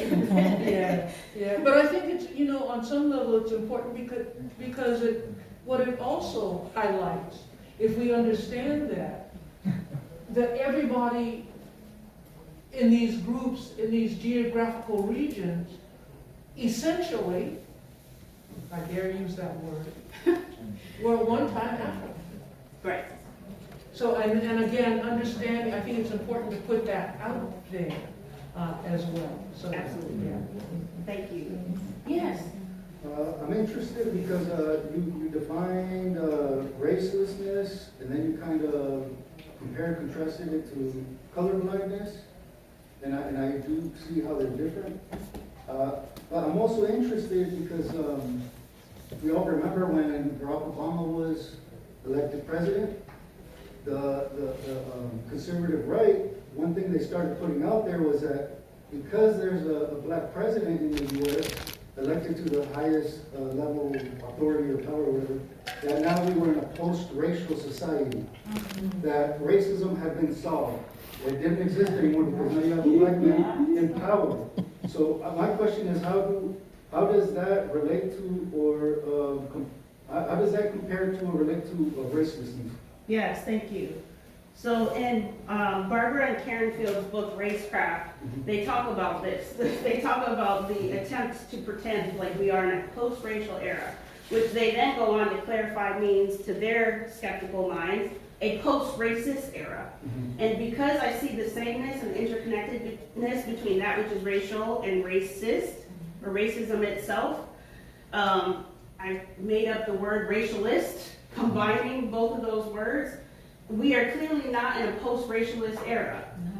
I mean, my whole presentation was about racism, so obviously I'm coming up against that belief system. As much as I would wish that it were true, because then it would mean that we wouldn't be having to have this conversation, it's clearly not true because racism is alive and well. And when I think of racelessness, when best understood in the context of the theory, it's synonymous with racism-lessness. Okay, which is going to be the title of my second book, Racism-lessness, right? Without racism. So that would again point to and underscore, emphasize, highlight the fact that racism exists, and that we have to do something about it. And I hope we do. But how we're working against it right now is unsuccessful, and here's why, right? Does that answer your question? I think that, so what are some of those practical, in practice ways that your second book is going to cover? Like with an example,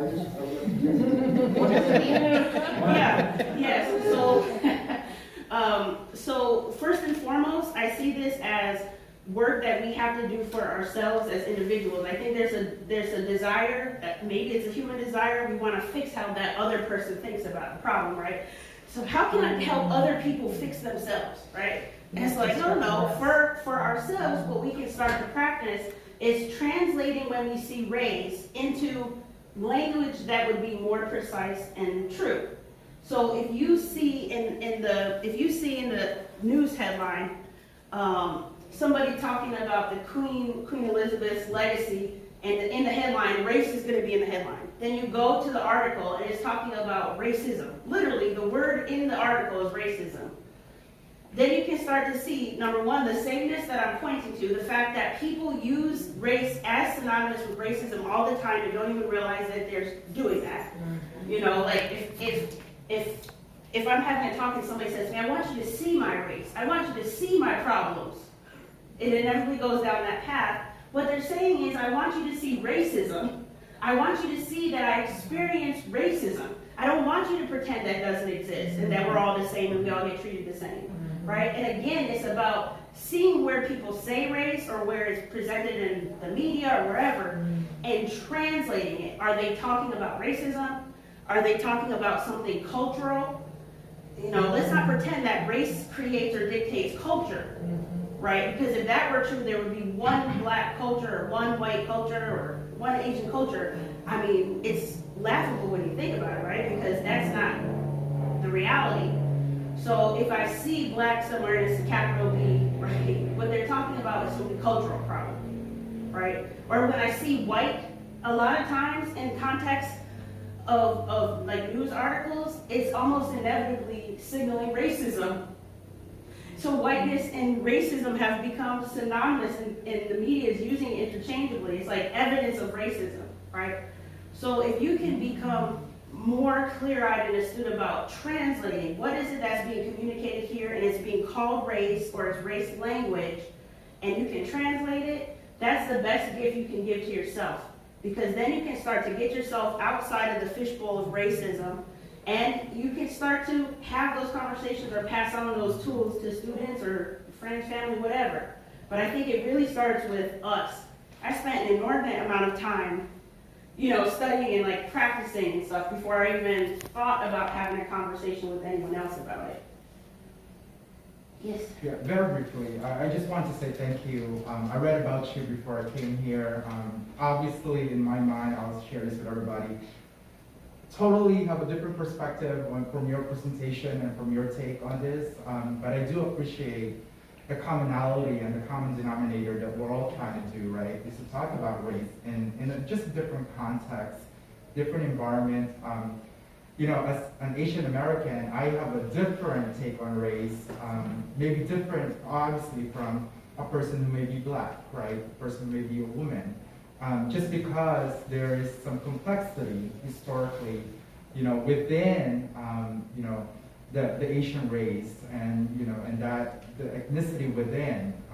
And as a social scientist, I do appreciate scholarly and intellectual conversation. That's why I came here, and you know, and hearing your angle and your perspective, even though I'm sitting here, I'm like, I don't know about that. But at the end of the day, you know, I must say, like, you know, I really do appreciate the fact that you came here and really shared, you know, this perspective that often we don't have a chance to hear, right? Especially in a classroom, right?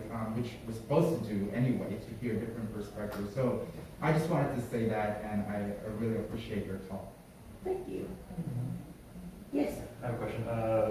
How familiar are you with, I think it's Dr. Ibrahim Kendi's? Yes, very familiar. Okay. Coincidentally, he was a professor at SUNY on the Anza. Yeah, so it was like the irony of like, wow, that's weird.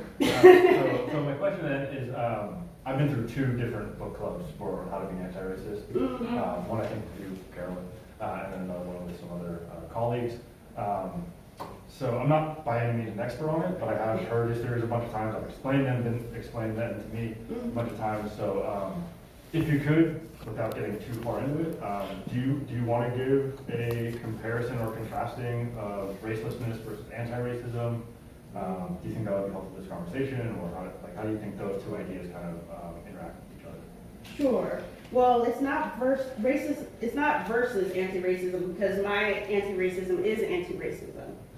And although the term was coined probably by Kennedy, I haven't confirmed that. No, it wasn't. It wasn't coined by him. No. Okay. Third wave anti-racist. It came into more common usage, I think, because of Gettysburg. He didn't create like working against racism either. So I see myself as participating in a long line of people who work against racism. So it's not a versus.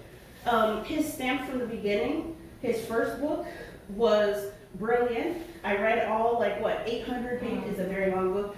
800 pages. I was preparing for my graduate qualifying exams, and I was thinking, this is the case for eliminativism right here. Because everything he says is like everything I knew about the history of blackness and how literally as a racialization stamped from the beginning, right? And so, but then he doubles down with how to be an anti-racist and goes in what seems like a complete opposite direction of what he makes a case for with Stamp. And he even poo-poos at people who have historically taken up the sort of skeptical or eliminativist positionality in a footnote on page. No, I don't remember. I don't remember the page. But it does, because to Kendi, as a constructionist, reconstructionist, he believes in the necessity and the value of the thing. And so his whole framework is keeping people in the same thing he's criticizing and showing needs to be done away with, which is super ironic and paradoxical for me, but yet I understand how he gets there, because even just 4 short years ago, I was a constructionist, reconstructionist. So, I deeply understand how people come to the kinds of conclusions that they come to, like Kendi, and I would hope to have even a single conversation with him about my work. It's not going to happen.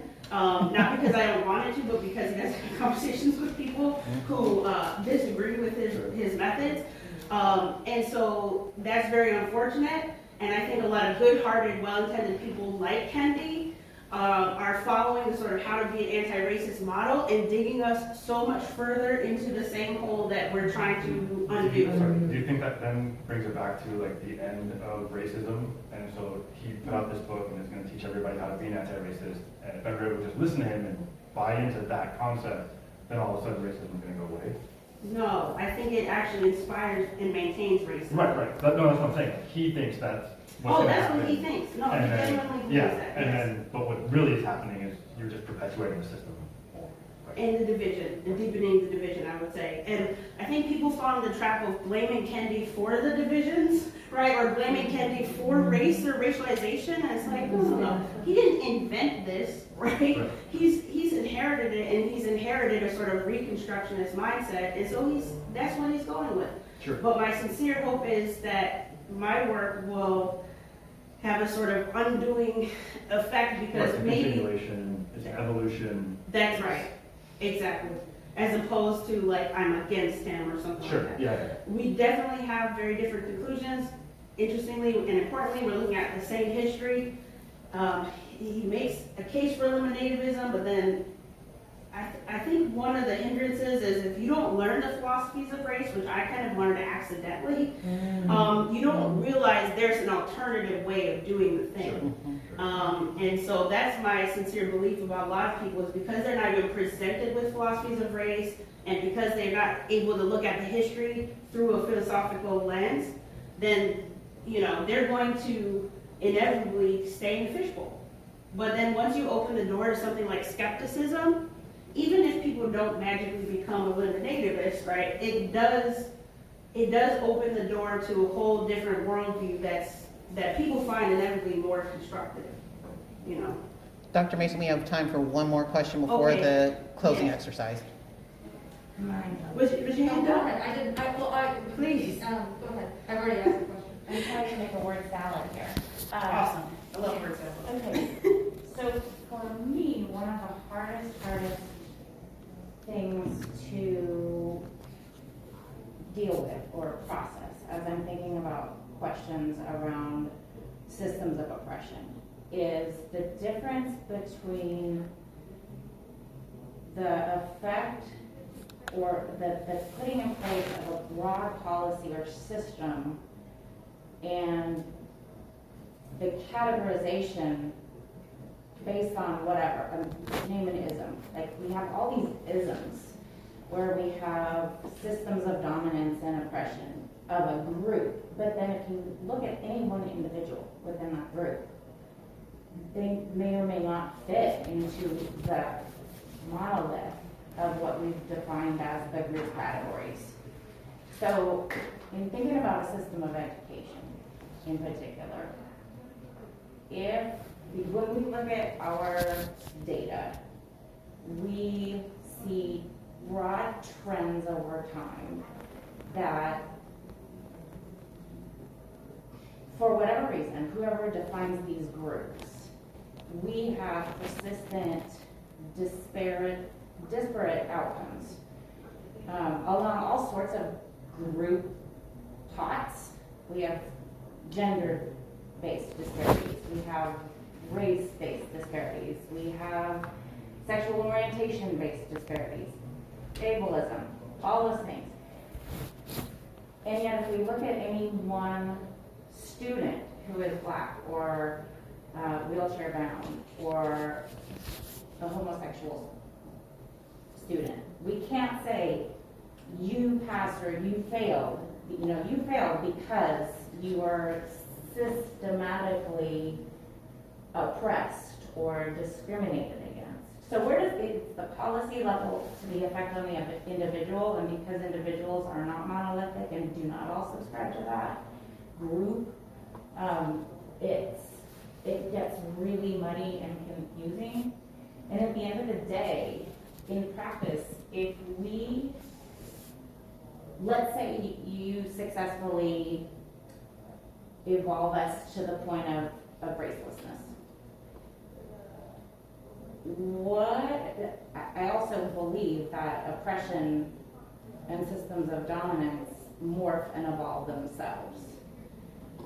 So if we eliminate race, then do we eliminate color-based, or however you want to just define the pot that you are talking about when you're talking about race at the moment.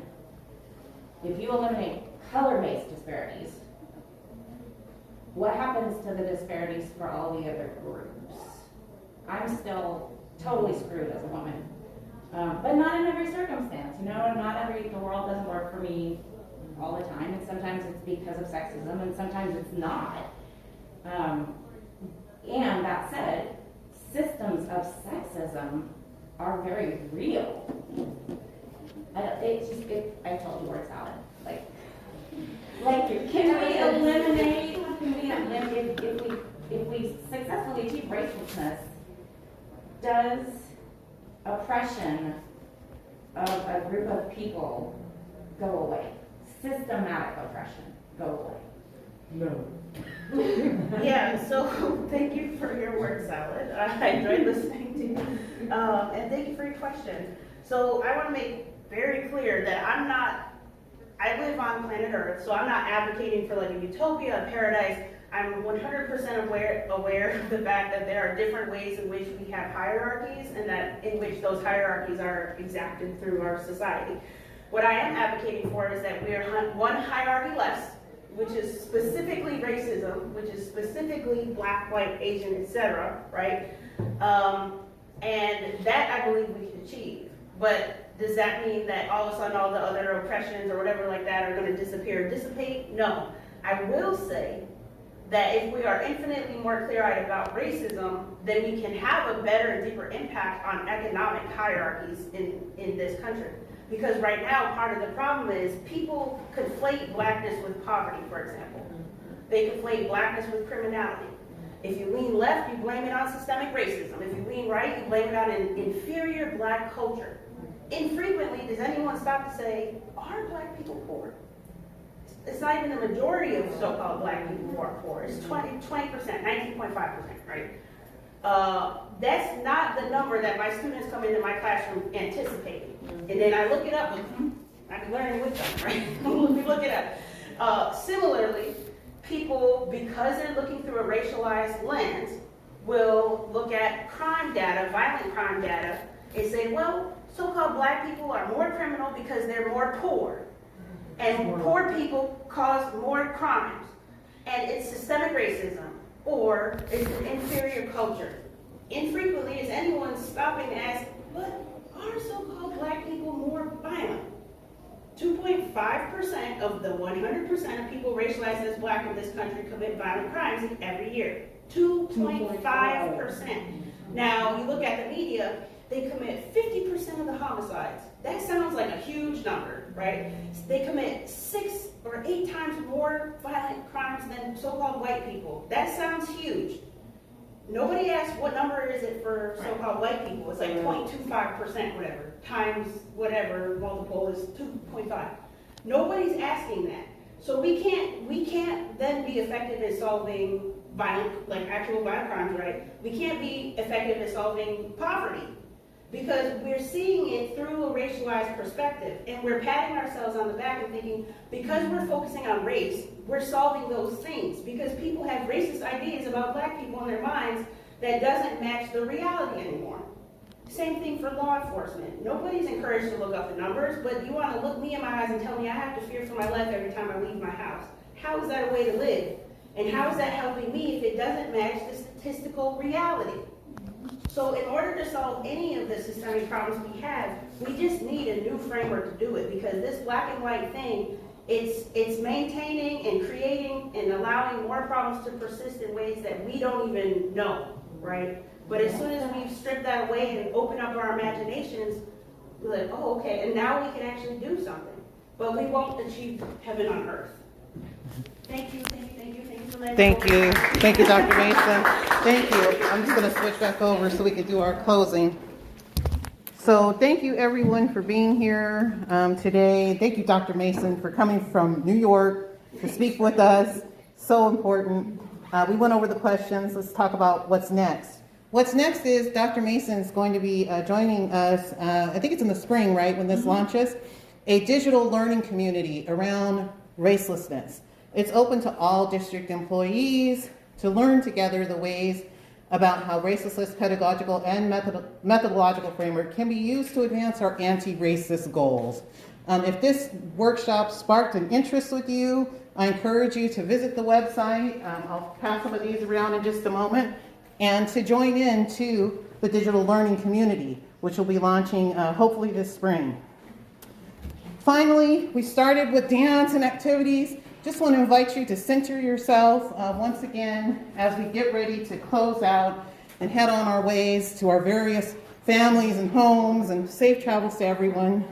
Just take a moment to just feel the ground and the earth beneath you.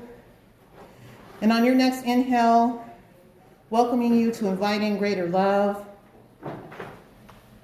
And on your next exhale, inviting you to release limiting frames of human experience.